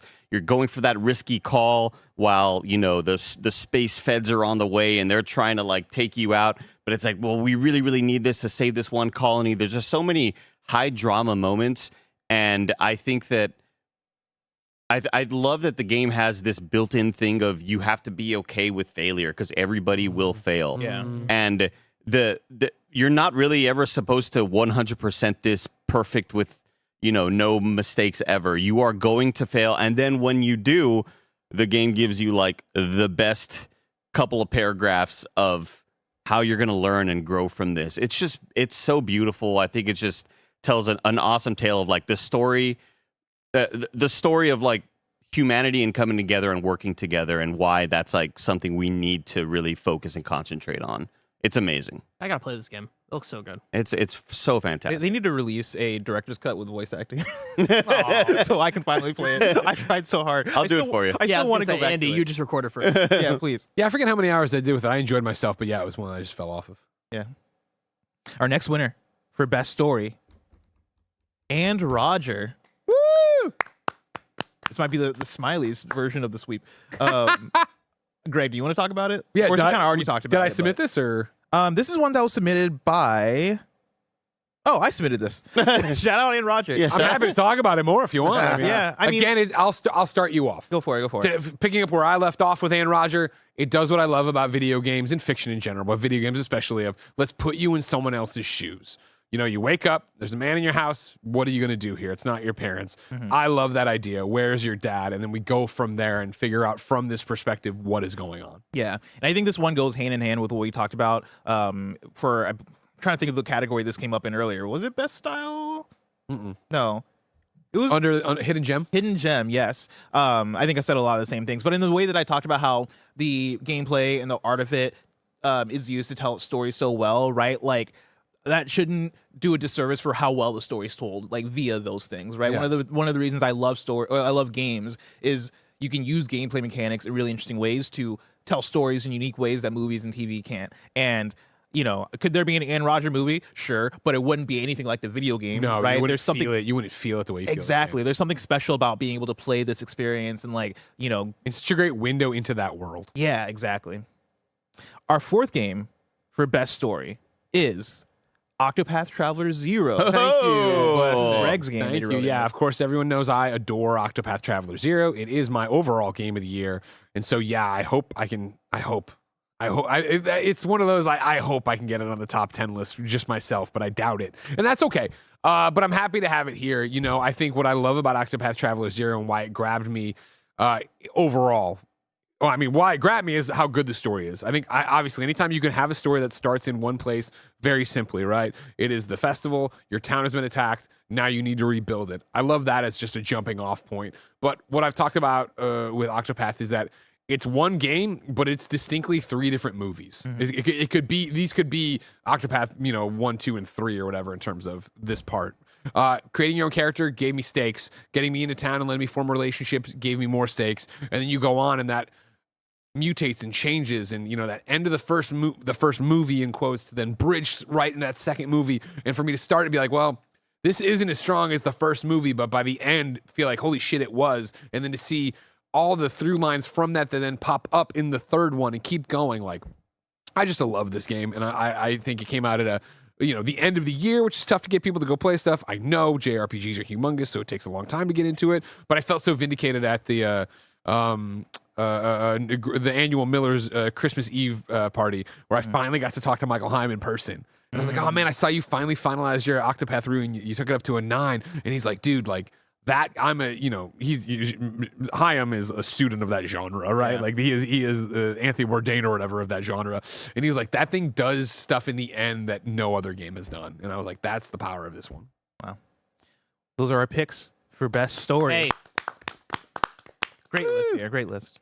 We move on to best mechanic / feature. This is honoring a game mechanic or feature that was unique and or pushed things forward. And this is the start where we start picking games, or we start picking 5 winners per category instead of 4. Mainly because a lot of people had a lot of different things to say about different games. There wasn't any consensus here, so we stretched it out to 5 for these remaining categories. Our first pick for best mechanic / feature is player patterning in Hell Is Us. Yes, thank you so much. I forgot. I was another one where I stopped of, what did I put here? Hell Is Us is a game you also know that I adore, and I also know it didn't connect with certain people, didn't get played by a lot of people. It is very much one of those AA games, and when Rogue Factor was talking about this and what they were building, they talked a lot about player plattering. And what that means is rather than handing you the game on a silver platter like so many games do, and I love those games as well, but you get the quest from some guy like, oh, you're gonna have to, I'm playing Fallout New Vegas. You got to go talk to some people. I think they're over by the caves, and it drops the pin exactly where they are. So there's no, okay, I'll fast travel the closest thing, walk over there, shoot what I got to shoot. I'm right on thing. This one being the, hey, it sounded way more intimidating than it ever turned out to be, but you have a map, but it's not going to fill in, and you're not going to have a magical compass, and you're going to have to listen to what people say. You're going to have to read the clues of, okay, it's over by the southwest and look for this kind of sign and that. Like, you'll talk to NPCs and they'll say, oh, could you go investigate this person for me? But it doesn't pop up as a, hey, here's what you need to do. Here's what they say. You have to do just the littlest amount of digging back through clues, objectives, whatever, to figure out what you're supposed to go do next. And I adored that.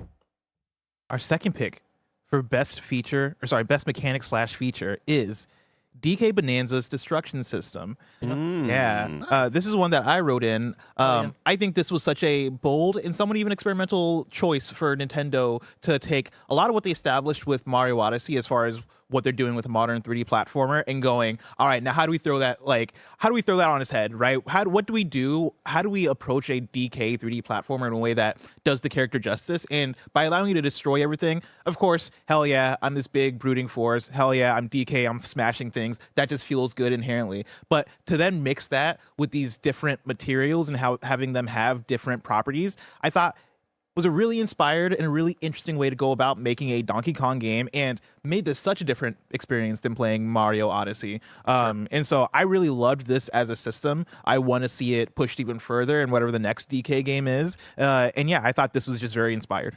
Inspired for sure. And also, it was so easy to wrap your head around. I remember when I picked it up that first time, I was streaming with Tim. I did the first hour, and he's like, cool, whatever it is on the fucking Nintendo, right? The down face button is going to smash through the ground. Yes. The mid one's going to smash mid. Up is going to smash up. I was like, this is, I loved that. And the idea of just jumping over here. It's such a great mechanic, but it's sadly one for me that I don't feel like scaled throughout the entire experience for me. Where by the ending of it, I was like, oh, I'm kind of bored of this. Like I never like had the moment where I have an Odyssey where it's like, oh, Cappy, it's like feels like it keeps on growing, and it gets to the point where I'm in love with this feature. By the ending of it, I was like, I'm actually kind of lower on it than where I started off, where it just kind of felt like a lot of noise. But I really love it, and especially the technological advancement of them being able to do this on a Switch and runs pretty steady. It's incredible.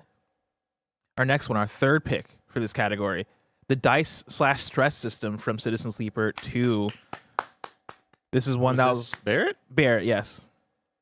Barrett isn't here to talk about it, so I'll say a little bit about it. I hated it. Yeah, kind of just to tag along with what I was mentioning earlier about how the game, you're not supposed to be perfect throughout all of your runs, and the way the game works is you have, 5 dice that you will be rolling for a bunch of different missions, but over time, as you incur more mistakes, you kind of take that permanent damage, and your dice will then slowly get more and more broken, and it adds a lot. It kind of feels like going through some tough times in life while you just really took a big haymaker from something else in your life. And it's oh man, I have to deal with this really, really tough thing right now, and I'm already super stressed, and I'm already bummed out because this and this happened. It's like affecting your play style in the game, and it affects your choices and your decision making, because you're like, man, in any other world I would have gone for that thing, but I'm just so broken right now that I can't do this. And I think it's just an awesome kind of metaphor, and yeah, I think they really, really kicked ass with it. Wow, that's incredible. I didn't know about that. Our fourth pick is the South of Midnight boss fights, specifically having music telling the story of what you're doing both in the fight and in the story. I thought it was going to be skipping the boss fights. Skipping the combat in this game. This is one that I believe was written in by the one and only Tim. Yes, it was written in by Tim Geddes. Yeah, this is one I compliment all the time. I thought that was so special. I think in terms of video game moments, but for the job, video game preview moments, that's one I'll never forget, is getting to that first tree boss, starting to climb, and then listening to the song as a kid. And I was like, wait a second, they're telling the story that I just pieced together. What a brilliant little thing to see them do that time after time. Two-Toe Tom, whatever it was. Tom. And our fifth and final pick for this one, Sniper Elite Resistance, the Invade Defeat. Oh, man. Mike's about to talk for 25 minutes. I love He's going to give us the 5 runner-ups. Sniper Elites. Man, Sniper Elite Resistance came out early in the year, and I fell in love with this game. I fell in love with the invasion system so much that I actually didn't even play the real story of the game or any of the levels. I just invaded kids throughout their campaigns, and I loved it. And it was like so cool of like, it is the invasion system that you've seen probably before, but to me, it was special of like, it would put you in parts of the map, and if you had played enough like me, I would know exactly where in the mission you were located and what part you would be on. So I'd know if you're in the first fourth of it to the third fourth of it, and I'd be able to dissect that immediately by the moment you plot me in and knowing the surroundings of the map, going, oh, if I'm here, that means they're down there on that map looking for a phone call, because that's the second part of the map. I'm going to find Again, you didn't play the campaign. You have just reverse engineered the campaign through joining other people's games and ruining their day. you're a there psychopath, I would start crouching around. I'd start running around, and I'd be listening, right? Like the alerts of, oh, there's gunshots over here, or they've sounded the alarm on this side. That's where they're at. And I just chase you all around. And then just that cockbat, that take a deep breath, and then you'd snipe them, and you'd get that Mortal Kombat slow-mo X-ray moment, and you're like, yes, testicle shot, that rules. And then they would have to restart from a checkpoint, and I would win, and I'd feel so good about myself because I was impacting other people's play. Ruining Why are you so proud? Say the quiet part out loud. Impacting other people's plays. Like, why'd you say that like it was a trailer? Like you're an executive. Impact play, Mike. You're so right. I mean, I think the only time we ever experienced this, Mike, was like during part 5, maybe from 2 years ago or something like that. Yeah, maybe. I know me and Nick did a stream of it, and it was a ton of fun with Nick because you can invade 2-on-1, right? And so we had the advantage, and it'd always be wild of like, I would be yelling at Nick, like, I see him, like, help me. And Nick would be Nick, super like, unhelpful. 40 yards in the background, not helping. And, like, we had some really good moments of Nick clutching up some disasters, which was awesome. Well, those are our picks for best feature / mechanic. Yeah. Congratulations to our picks for this category. Our next category is most heartbreaking Pokemon Nuzlocke deaths. Oh, shit. Kevin, roll the clip. We're going to be here for a while, everybody. He's got one Pokemon. Richard, what you got? You would say. Oh! Oh, Charmeleon. Yeah, okay. You got him. I think you can hit him once with a good soak. Just hit him with that water gun. Yeah, I'm gonna poop on him and see what happens. But that's not a water type move. But he's He gets hurt to that, too. Yeah, he gets hurt. No, he gets hurt to that, too. Dragon's Rage. That was really cool. Why is it blue? Really scary Well, it's happened. Hit you with the Dragon Rage, dude. Damn, bro. Why wouldn't we just use... All right. It's the water type against fire. It's a water versus fire, bro. It's a water. That's a good matchup right there. He I'm not brought in a criticizing- I'm not Dragon-type move. criticizing- R.I.P. Rest in peace. Should've done water move. You can tell we're missing someone in that room. Brendan, oh my God. Dude, this thing's fucking insane. Use the ball, bro. I gotta use it. Ultra Ball it is. Fuck yeah, bro. I want this Farfetch'd. I go to your... It fucking jumped out of the Ultra Ball. I go to your... Paralyze it. That's a good call. Who's got my paralysis move? Oh, I got sleep. Sky has sleep, right? Yeah, let's put him to sleep. Yeah, this is a beautiful moment.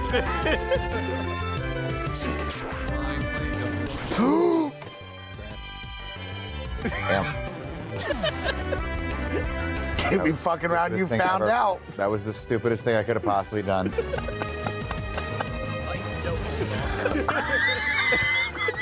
You lose focus in this game for 1 second. Maybe the both of us, we just stand up and stretch. And we have time to reset. Let's just stand up and shake it out for a second. Okay, hold on. Let me shake it out. Shake it out. What is happening? You leave the room for 5 seconds. We lose Sky. Before the death, what happens is the question of Nick sitting down and going, now Pidgey, that's a ground type. I read the wrong site. That's what he said. I read the wrong He's site. reading the wrong site. The bird a ground type? I read the wrong site. the wrong There's a site. lot of misinformation. He out came there. in with an energy today, Andy. I want you to know that, like he was looking shit up on the low key. I was trying to He do was my trying own to make research. information. They say all the reputable people that I follow say do your own research, Andy. COVID, is it real? Do your own research. Is Pizzy a ground type? Never seen him fly. Fucking pissy. There was a great reply that said, but when it lands on the ground, it's a ground type. You hypnotized me. Okay, well, we wake him up. That's why we save those wake ups. Okay. Okay? Okay, that's a fire under our ass right there. You can tap him if we get a good move, or else he's gone. We can't swap out. Yeah, you're stuck. Okay. That's because he doesn't have any other heals. Oh, shit. Oh, shit, he used the Shadow Ball again. We have a lot of heals. Oh, oh shit. What happened? No! Oh, shit. We got a problem. We have a problem. He was my favorite. Yeah, he was really good. We're in a kerfuffle here, Shit. guys. Ernie Also, Dude, could just throw blow the in- fuck up. Blow up Ernie Dude. He won't. I don't think it'll hit him though. Will that affect the Gengar? Nobody knows. It's only normal moves that can't affect Gengar, right? I thought. Can Muscle hit this guy? I don't know about muscle. All I know, Self-destruct won't hit. I've already said Ernie Dude and Roger can be leaned upon as tanks. They're too okay. late. You just I made the call. started pressing buttons. Okay, I didn't finish my statement. Nobody can blame me on that. He gave me a mean look. He's Wait, fast. okay, was that the right move? Oh, this hurts real bad. I like that Pokemon a lot. Me too. I wanted Schwanz to die. Fuck. You're fine. You're fine. You're fine. There's nothing to be worried about. We're on even land right now. We can work through this. What if you quick attack to get it out to go again? It's only normal moves that can't affect Gengar, right? No, but Quick Attack is a physical move. Fuck! Why did I tell you that, Nick? Fuck. Oh shit! Fucking Andy. Oh shit! Everybody stop for a second. We need to talk. Navigator, Stop for a second. We need to talk, okay? Here's the deal. Gengar's bringing some unprecedented fucking battling for us that we weren't ready for. We need... Oh, shit. Oh, fucking That's shit. the We biggest don't moment. need this right now. We don't need whatever this is right now. We don't need whatever this is. Oh, get a slice, Big Daddy. Why is he in here? Go well. Why is he dressed like that? Andy, we got to do more videos together, brother. I'm thinking about it. I think we got to hit him. What? No. I think we got to hit him, and I think You I think need to Roger's match fine. potion. I think Does he have another Pokemon after this? Can we swap? No, he has one. He does. But it's his weak one. Let me talk for a second. Let Mike talk. Max potion him to get full health. We will take the hit and be able to reset. That will give us one more move, but we have to max potion right now. Counterpoint, use the lemonade. If he gives me a mean look, we're fine. Okay. He used Shadow got a ball. Oh, fuck. Oh, We're fuck. fine, but we should survive this. Oh my God. Oh, my God. I'm telling you guys, we got to hit him. We're so funny. Hit him! Just know, if this misses, Roger is dead. Here's what I will suggest. Yeah. We heal until we can't heal anymore on the off chance that this fucking idiot CPU decides to do a mean look. Oh, and then we can attack. Okay. The only thing I have now is the lemonade. And I think that'll take us. Well, click on it. How much does it heal? Heals Hey, okay, then we lemonade. The last time he hit me, I think it was a crit, and it knocked me out. If he gets a crit on this, we're fucked. Oh no. He's such a bully. Look at him. You have to hit him. You have to fucking hit him. That's what I'm saying. He was dead. We have to fucking hit him. Unicorn's got to go in. He's got to hit him. No. Whoa. Not the right move was Ernie, dude. Ernie is going to get one tap. Svant's gonna hit him with the real move. Svant has He's asleep. Oh, fine. He's fucking asleep. Fine. Flame Wheel did shit. We'll talk to you later. We're going to talk to you later. All right, you're fucking Mr. Happy Fingers hitting quick attack immediately. Can Dudikoff hit? He's calling. Okay. Okay. Mistakes were made, Chris. Chris, it's Greg. How you doing, man? You trace any more pictures, you coward? Damn it, man. Maybe stop watching Pokemon. Finish the Spider-Man movie, huh? We want a new Spider-man over here. Why is he in here? Why is he in here? What is this character? Oh man. A lot of really good winners right there. Congratulations to all the nominees. I'm Yeah. sweating. Yeah. Like, as somebody who didn't catch all of the Nuzlocke moments, like, Felt the stress. the way that I was like, please God, don't let Roger die. All right, let's move on to our next category. It is KFGPP. KFGPP, KFGPP, KFGPP, KFGPP. Kind of funny games, preferred partner. Kind of funny games, preferred partner. KFGPP, KFGPP, KF. Of course, this is Kind of Funny Games for preferred partner for a side character, companion, or character in general this year that stood out from the pack. Our first pick for KFGPP is Oyuki from Ghost of Yote. Now, I'll remind the cast, no spoilers on this one. We don't want to talk about things that happen with this character and any of these characters that end up in this category. But Oyuki, of course, one of the major characters you meet throughout the game. Sure. You rock. This is one of Greg's write-ins. It was one of my write-ins, yes. I think a very interesting story to her in her relation to Atsu, her relation to Yote, or the Yote 6 and everything else. It's just cool to see the history that they lay out in this story pay off. And I think that's why Ghost of Yote is so great, right? Starting you from the Yote 6 showing up in Atsu's life, going all the way through, and the friends she makes, like, what's her name? Along the way. Thank you so much. Along the way, like, they did a great job. No, it's like literally, I was just like blank. Yeah. You know why. Blank. I was just like, okay, cool. Hell yeah. Yeah. Our next pick for this one is Hornet from Silksong. This is one that was written in by Tim Geddes. Since Tim isn't here to defend himself, Tim did write in. Well, he says, Hornet, I don't care that she is the lead. I love her look, moves, voice, outfit, animations, 10 out of 10. Boo, boo. Yeah, Tim didn't understand the assignment. Tomato. Tim didn't understand Great the character, assignment. great thing. Don't get me I mean, wrong. she's rocked, but let's just move on. Why did he vote for style? Yeah. He could have said Hornet in Hollow Knight. That would have worked. Oh, maybe, yeah. That would have worked. Now, let's shoot him some bail. There you go. He's sick. Our third pick for this one, Invisigal from Dispatch. Hell yeah. Good to see Dispatch finally get on one of these categories. Yeah. Invisigal, aka Invisibitch, yeah. Invisibitch, shout out. Laura Bailey, what a great character, what a great arc, what a great, again, no spoilers, choices throughout the game and seeing who she can evolve into for Robert Robertson, what can go on there. One of the reasons that, this character is nominated for the DICE Awards as well. Exactly. This is one that I wrote in. I saw a TikTok over the break that cracked me up that basically broke down how Dispatch is Twilight for men. Yeah. It was so accurate. Yeah. It was so deeply accurate. Like, kind of just talked about the kind of like the power fantasy of being Robert Robertson, a man who's just like fucking bumbling around, but also all the hottest women in the world just love him.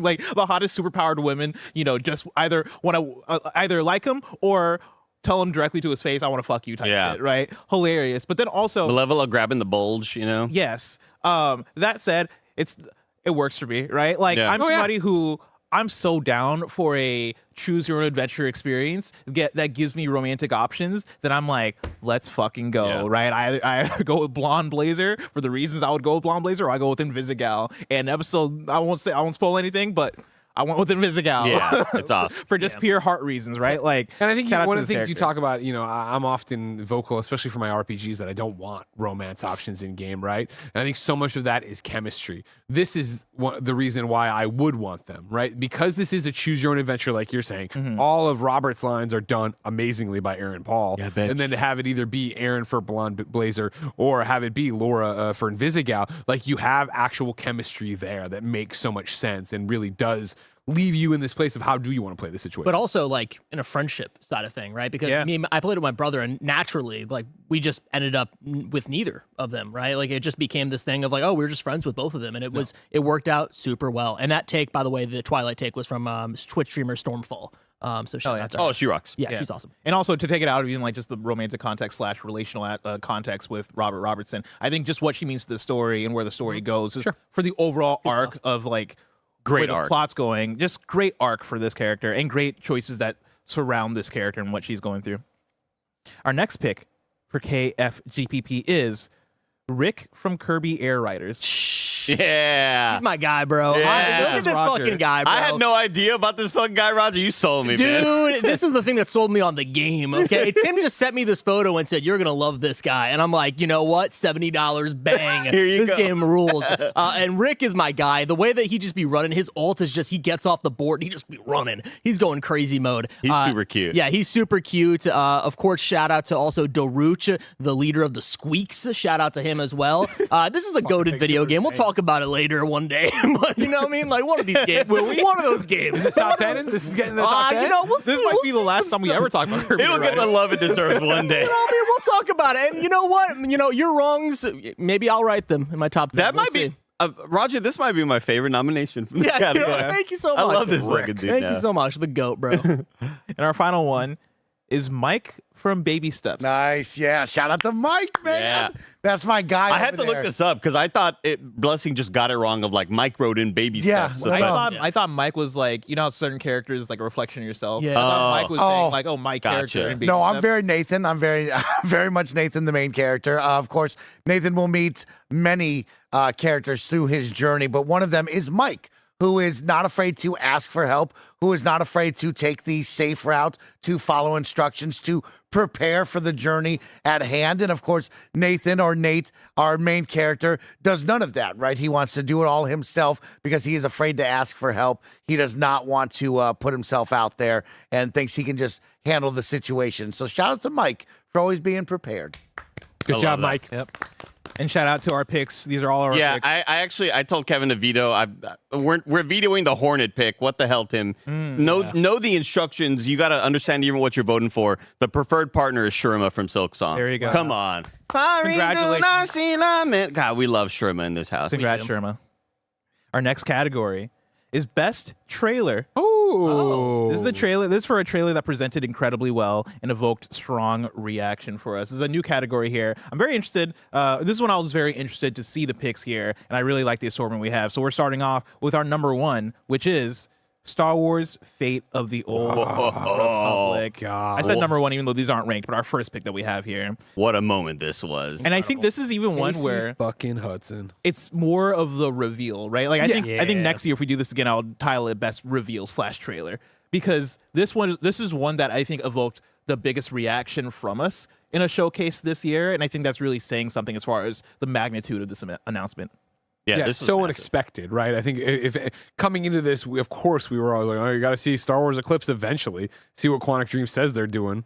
But then to get here, like, oh, it's a Star Wars game, okay, and then it kept getting crazier, right? Of bringing out Old Republic to bring out the fact it's going to be this insane. Should have been High Republic. It's crazy Star Wars has got the motion like that. No matter what. Pod Racer, we freaked out. Yeah. About it, right? Like, it's crazy that Star Wars has just got the motion. Yeah. Yep. And I mean, think- it's exciting. Yeah, I think really seeing just the words "The Old Republic" tied to it, like, is one level of hype, and then for me, like, Casey Hudson is and that was one it of was those such an legendary unexpected dudes. thing. Usually, I feel like that's something you would see of. We see the trailer, then it's back to Jeff on stage, and he's like, "I'm excited to tell you that Casey Hudson's working." Right. The fact that they knew Casey's name would carry enough weight with this audience to put it in the trailer, money.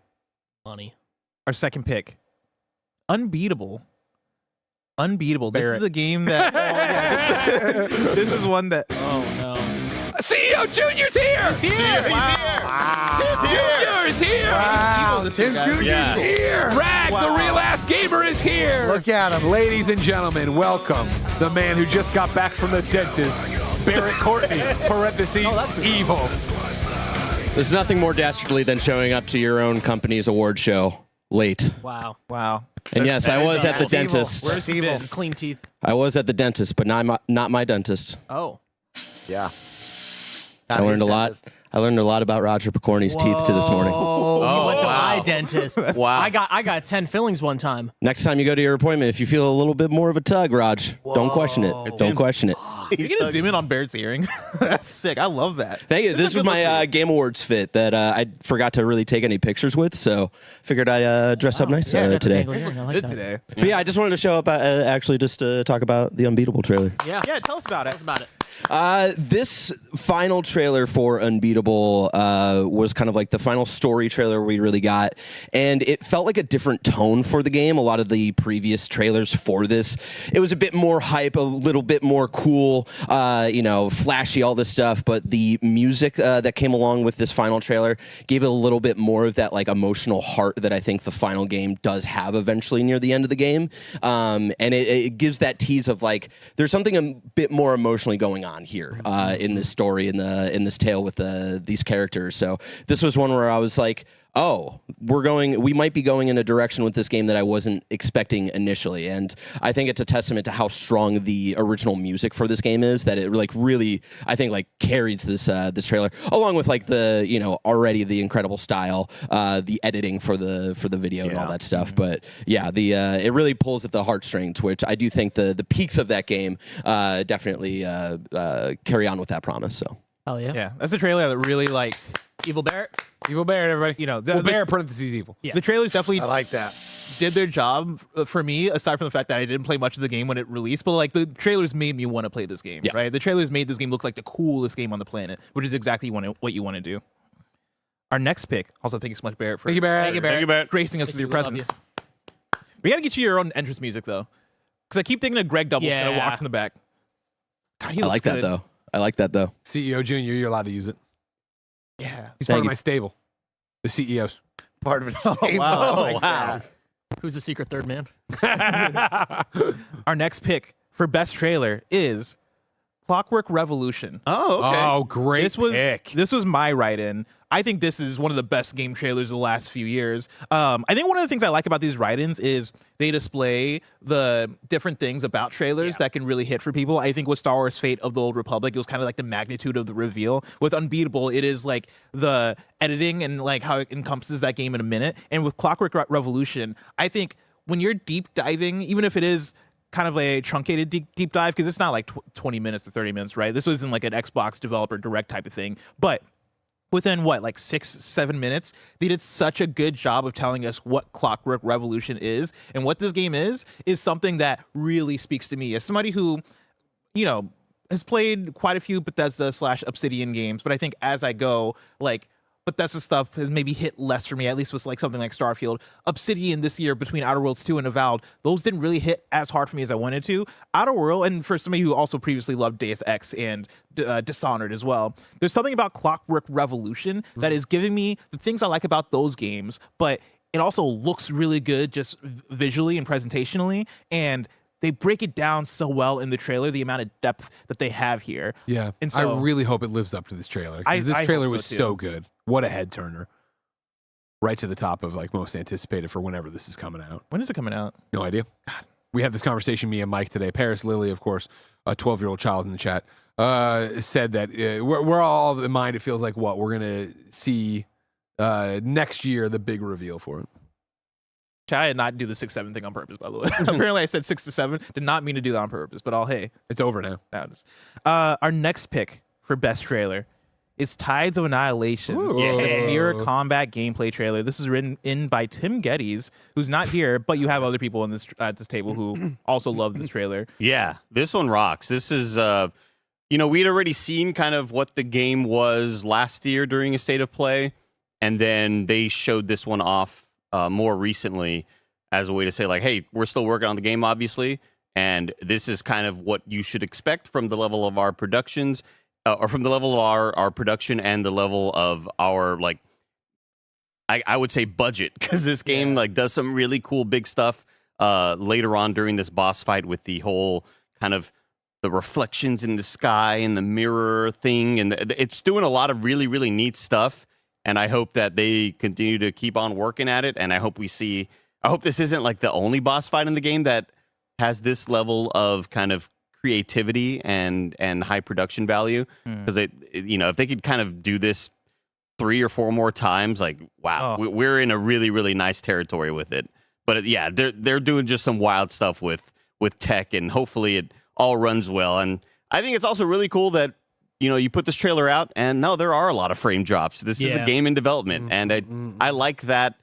I like that vulnerability, being able to show, like, no, we're still working on this shit, but it's awesome so far still. It gets me more hyped when I see the frame drops, because then I know it's a real video game, right? Because this looks like such a fake video game, and then you see the frame drops, like, oh wow, this is like really actually playing on a console or some type of hardware. Like, I actually like seeing kind of that vulnerability. You're right. It's nuts that we're in a place where we're getting more and more video games that can look like this. Between this or Phantom Blade Zero, or even if we go back to something like Eliza P. or Black Myth Wukong, or Black Myth Wukong, right? Expedition to a certain extent. To a certain extent. Like, games are getting crazier and crazier, and that's really dope. And I hope that isn't like a signal to, I don't know. I feel like that can get crazy and weird in terms of budgets and like over-speccing of where the money goes or whatever. But regardless, I think it's cool that games can look this cool and be real. Yeah. The Gamescast and be that's real. a whole other conversation. Yeah, I'm excited to have it though. Our last pick for best trailer is Wolverine. This is one that was written in by Greg Miller. Yeah, again, I think there were so many great trailers this year. Wolverine finally getting to get the spotlight, though, and show us what this game is going to look like. It is real. It is coming. Here's the look. Here's the vibe of it. And I mean, as you watch it right now, the brutality of it. I think we all had so many questions of what kind of Logan are we going to get? What kind of game are we going to get? And we're clearly getting an M-rated Wolverine game, which, of course, that's what it should be and how it should be for what we're getting. And so I was just stoked to finally see it. I think as we talk about the Smileys here and being able to tip your hat to stuff, like, I think, when we talk about most anticipated games for next year, right? Obviously, GTA is getting all of its due credit for whatever industry redefining thing they're going to do. But Wolverine just looks like a blast, right? Like, I want to get out there and I want to tear things apart with these claws. I want to see what they're doing in this neck of the Spider-Verse that they've created, the Insomniac game-verse. I'm excited to see what they got up their sleeves and to do something different than Spider-Man, right? As Ben is now 30 more hours into Spider-Man 2, just swinging around doing crimes. Like, I'm ready to see a different kind of gameplay from a superhero game from Insomniac after 3 very similar ones. I see a comment in the YouTube chat from Large Hog Gamer. Nice. Who says, Greg is very mutant coded. And I don't know what that means. I guess I just like the idea of it. You're like, very mutant coded. If Greg showed up to work one day and like he had I don't know, some just like really claws. hairy arms. Yeah, like long fingers. And it's like, I would have made you all steel. Huh? Or on fire. Okay, fair enough. Oh, I like that. Today, again, back to Ben with his superhero book. He was looking for, once he saw Silver Surfer on like the cover or whatever, which he's had forever. I don't know why he just clocked it today. He started paging through it trying to find it. And then he's like, I was doing the dishes. He goes, Dad, who's this bald guy in a wheelchair? And I'm like, oh, that's Professor X. Oh. And he goes, oh, does he turn into Silver Surfer? I'm like, no, he's a different bald guy. Yeah, different bald guy. Those are our winners for best trailer. Congratulations. And, Bless, going into the next category, when we talk about games and how much energy sometimes they're required to play, you need sustenance, you need fuel. And so for the next category, this is going to be the best/worst meals ordered at Kinda Funny during a lot of our gameplays. And so really, really excited about this category. Who's ordering that food? Yeah, we're dominating. Yeah, who's ordering it? Roll the clip. We better win. All I want is just to go to In-N-Out. Like, I have the easiest, just take me to In-N-Out. Like, oh, wow, broccoli? Oh, yeah, you're going to get a burger? Yeah, you're going to get a burger?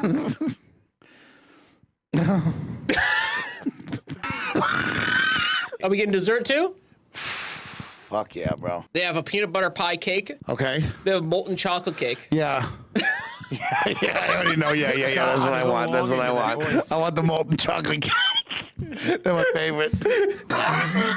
They got fucking fajitas. If you're ordering fajitas at Chili's, it's a Chili's night.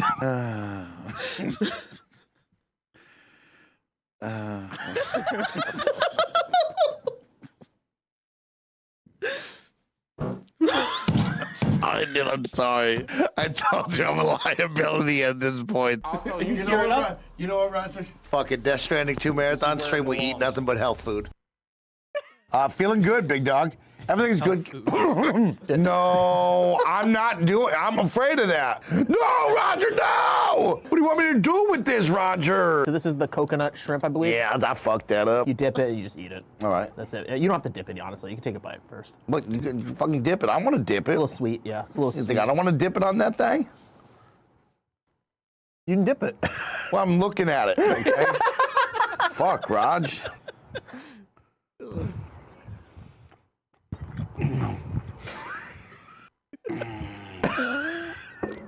The coconut's too much. I don't want sweet. Damn, that's like straight up eating an Almond Joy. Give me a biscuit to clear my mouth. Want a split a biscuit? No. I want a whole ass biscuit. You don't fuck with me. This is the shrimp. This is the garlic shrimp scampi. You don't bite the entire thing. You bite from here. Look at me. You know how to use shrimp?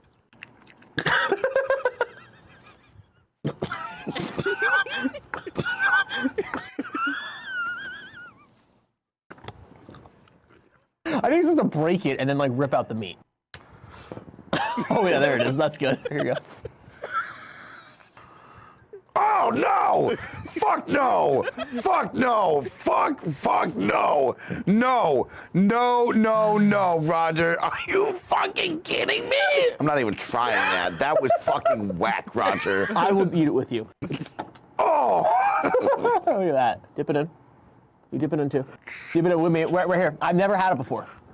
That was long. Ah, Roger! It's fucking ice cold! All right, ready? It's a delicacy. Ready? Think it. You and me. Look at me. Look me in the eyes. When we do it, okay? Oh, that's good. Did not look at it. Oh! Give me a biscuit ASAP. And why don't you bring up DoorDash on your computer? You ready for this? Raising Cane's. No. B.O.B. bread, butter on both sides bread. Let's just also peel back the curtain a little bit. You did have a massive quesadilla 5 minutes ago. Now, have Mike and Roger already ate lunch? Yes. Of course. You know, there's that food truck that I love that does the hibachi. Can we take the stream IRL? I think you can order it. No, we're not going to order hibachi and not see the guy hibachi. No. It's a food truck. It's a food Yeah, truck. he's still fucking doing it in the food truck. Like, you think he's doing the volcano in the food truck? Why would I order a hibachi food truck then? Yeah, it's like if I'm not going for the this show. is chicken and rice. What the fuck? Now, what if we go there? I slide the guy a little Benjamin. You come outside. Tell him to flip a couple of shrimp in our mouth. Would you catch a shrimp in your mouth if Mike did it? Oh my God. 100%? 100%. Let's order it. Just know I'm going to come back with a spatula and some shrimp. Please do. I'm I will excited. be flipping them into your mouth. I want you to throw a couple shrimp at me through the window if you can. I'm ready. I'll be right here. You just whip it right at me. Oh, shit. It's hot. Okay, I'm ready. All right, here we go. Good throw. Give it to me.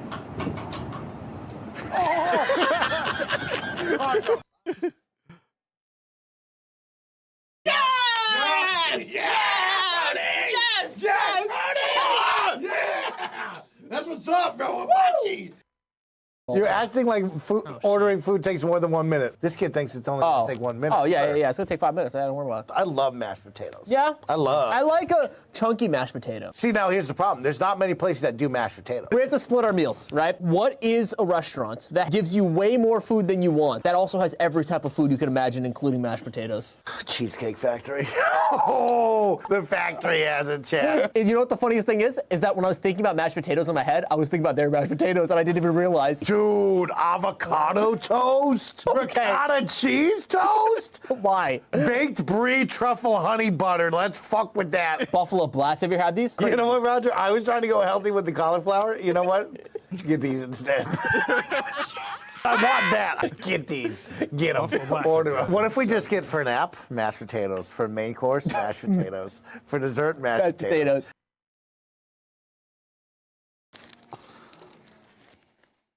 You forget this? See this.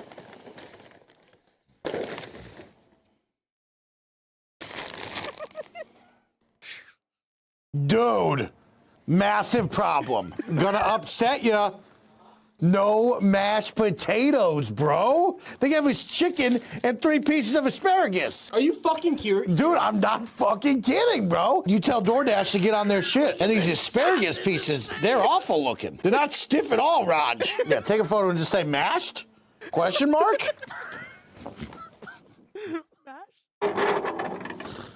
Get on the phone with somebody. I'm not gonna be rude to them, of course. No. I'm gonna be like, hey, is there any way you guys can send us some over? I would never. And maybe an extra slice of cheesecake to make us feel better. Cheesecake San Francisco. Hey, man, this is Mike, bro. I just ordered from you guys, and I didn't get any mashed potatoes with the chicken breasts, and I was seeing if you could help me out. So we ordered the main dish. The truffle chicken hot. Okay, are you talking? Homie doesn't want to hear 2 voices. He just wants to hear me talk to him. I saw that dish in there without the mashed potatoes and the to-go. No mashed, homie. Now, should have called for it. So I'm really sorry about that. That's all right, brother. If I order another round of mashed potatoes, can you maybe double it up for me? You have to chat with DoorDash and they have to process the refund and free delivery and all that. I can't do anything. That's why we say don't even talk about them. You know what I mean? We just say fuck them. You and I on some real shit. I reorder the mashed potatoes. You take a look. Yeah, unfortunately, I literally can't. Now here's the deal. Let me sweeten it up one more time for you. You know what? Stop. Jesus Christ.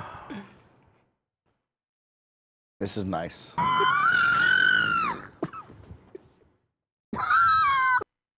Wow, that was beautiful. That was beautiful. Wow. Art. We make art here, everybody. It hurts to watch the all those DoorDash orders only cost us $3,000. That's fine. A lot of great stuff right there. Canceled out the entire point of doing marathons. Shout out to Mike and Roger, the stars. 100%. Yeah. 100% great We work. got our money back for the mashed potato. We got our Okay, money huge. back. Right to the company It's right. card. Yeah. Good. Girl math means we made money on that. Yes, We made money on that. it was huge.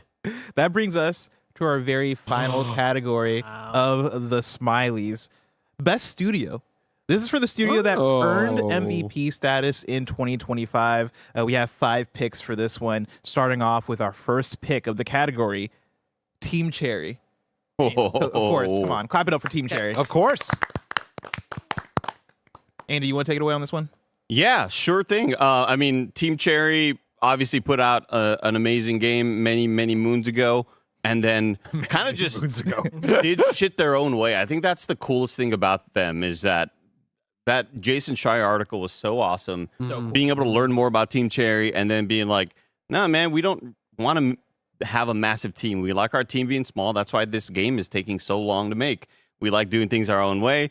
We're not really, beholden to anybody. We don't have shareholders or whatever. We're just doing things at our own pace, and we love making this video game, and that's kind of why things are taking so long.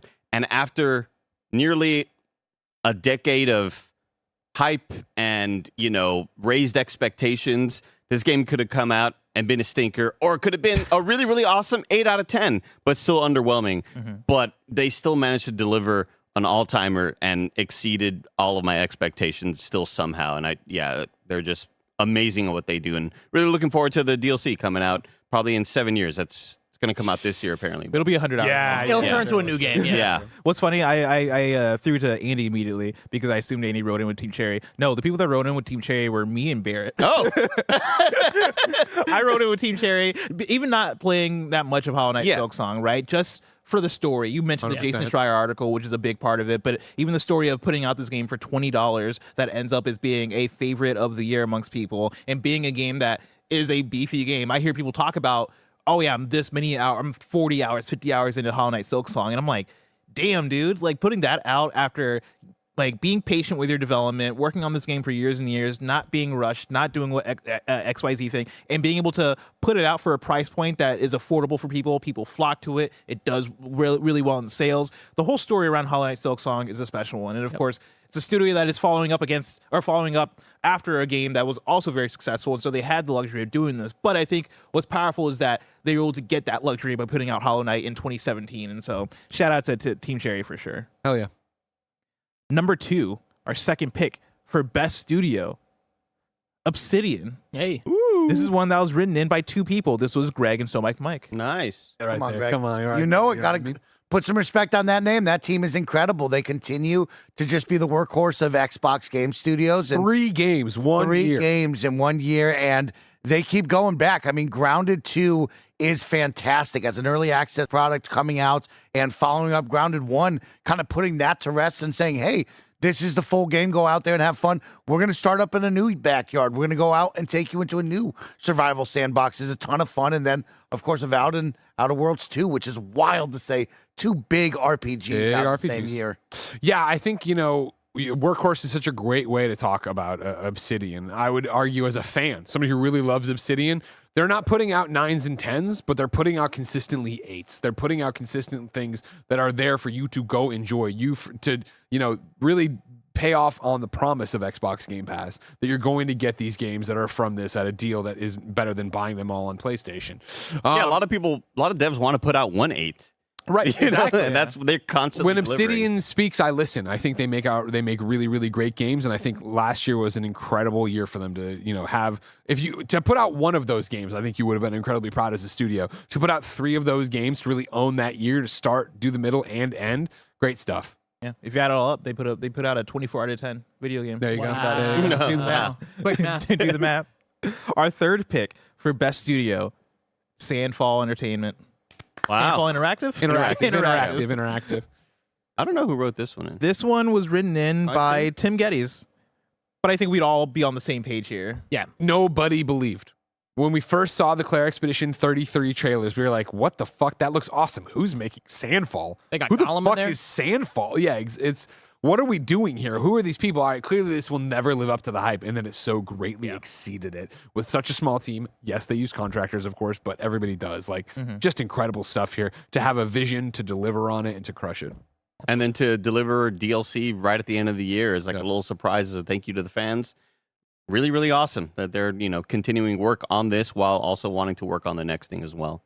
Yeah, and it's the similar thing that I mentioned with Silksong, except this is their debut. Yeah, right? Being able to do this with their debut and have the biggest game of the year this year, right? Absolutely insane. And a game that broke out of all of our circles, right? Like, again, my brother has never played an RPG of this caliber, and he finished it. He consumed it so fast. I see people, I'm at Target, and I see someone with an Expedition 33 hoodie, right? Like, it is becoming pop culture. It's If incredible. Tim was here, he would talk about his text group with all his friends from high school, right? Yeah. The people he grew up with that don't play every hot new release, but have all fallen in love with this game. And you talk about the origin of the people of the studio coming out of Ubisoft, right? Trying to pitch a similar game or this game to Ubisoft and then being like, no, this isn't going to work. And then being able to put it out by yourself, betting on yourself. Super powerful stuff. Yeah, I think Really How cool. Long to Beat tracked that this is the #1 beaten game of the year. Wow. Yeah. Insane. Makes sense.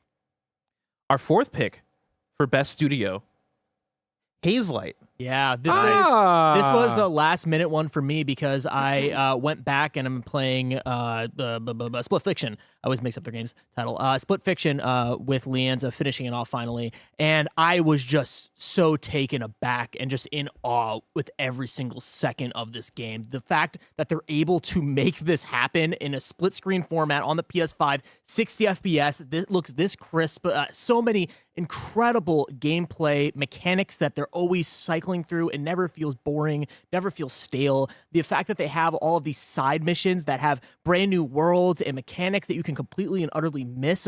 This is a team that is locked the fuck in on their niche, that understands what they're going for, that is able to make video games at a pace that is really respectable in this sphere. I mean, making a game every pretty much 3 to 4 years is incredible. Being able to have multiple games per console generation at this point is a huge pat on the back, right? Not many people do that. Yeah, exactly, right? So for them to be able to have, It Takes Two having a way out, and now, of course, Split Fiction. This game, I think, came out in the beginning of the year, hit was huge, and then we've kind of forgotten about it. But when you see how special, especially the ending of this game, right? When you get towards what they're able to do visually and graphically and technically, but also just gameplay-wise, is incredible.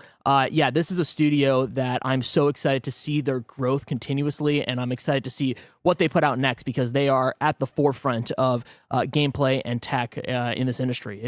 We got to put some respect on Haze Life for sure. Yeah, we don't have a best moment of the year category because we don't want to really dive into spoilers or whatever. But like the Roger talking about the ending of the game, for me that would be my immediate write-in for moment of the year. Right? I think I would even stand by. I think Haze Light. I won't say they're underrated because they got Game of the Year with It Takes Two, but I think we forget. Like, I think we forget how good these games are, even with Split Fiction coming out and us playing it and being like, yeah, it was great. And, like, it's kind of just as good as It Takes Two. But, like, It Takes Two was fucking excellent. Incredible. Of course, there's story, I'm sure, that doesn't resonate with everybody. I totally get that part. But I do stand by, I think Haze Light is one of the most creative studios doing it right now. And so... And I love their energy of just doing crazy things and meeting them at the Nordic party, right? Like that, I think that kind of colored it a little bit. But like being able to talk to them the way that they develop games and seeing the behind the scenes of them prototyping it all, they're working at a clip, and I'm very excited for the next thing. And our fifth and final pick for best studio is Round 8. Yeah, this is an Andy write-in. Yeah, man. To come out with Liza P and see that a studio is able to do what From Software is doing just as good and try to see looking at a lot of other studios trying to do the FromSoft formula, and always in my mind Round 8 has always been the gold standard for that's how you make a Souls-like or whatever, and they crushed it with Liza P several years ago, and then to come out with what I think of as one of the best DLCs ever made. I think what it does combat-wise, what it does expanding on the formula while introducing amazing characters with wild story beats, like this game, and side quests that had me in tears. Like this game is fantastic. The DLC for Liza P was phenomenal, and it immediately makes me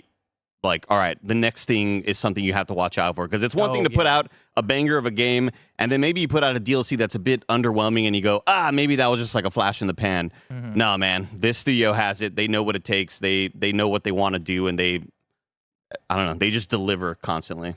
Yeah, it's crazy how I think the standard of DLC has risen over the last 15 years of video games. It's funny having just beaten the Dark Souls 1 DLC last night, and like I blazed through it in like an hour and a half to 2 hours. Granted, I'm over leveled. Maybe it should have taken me more like 6 or 7 hours. But I beat Liza P Overture over the break, and that could have been a standalone video game. You know what I mean? In 2009, like if that came out, this would have been a Game of the Year contender alone, and it is fucking DLC.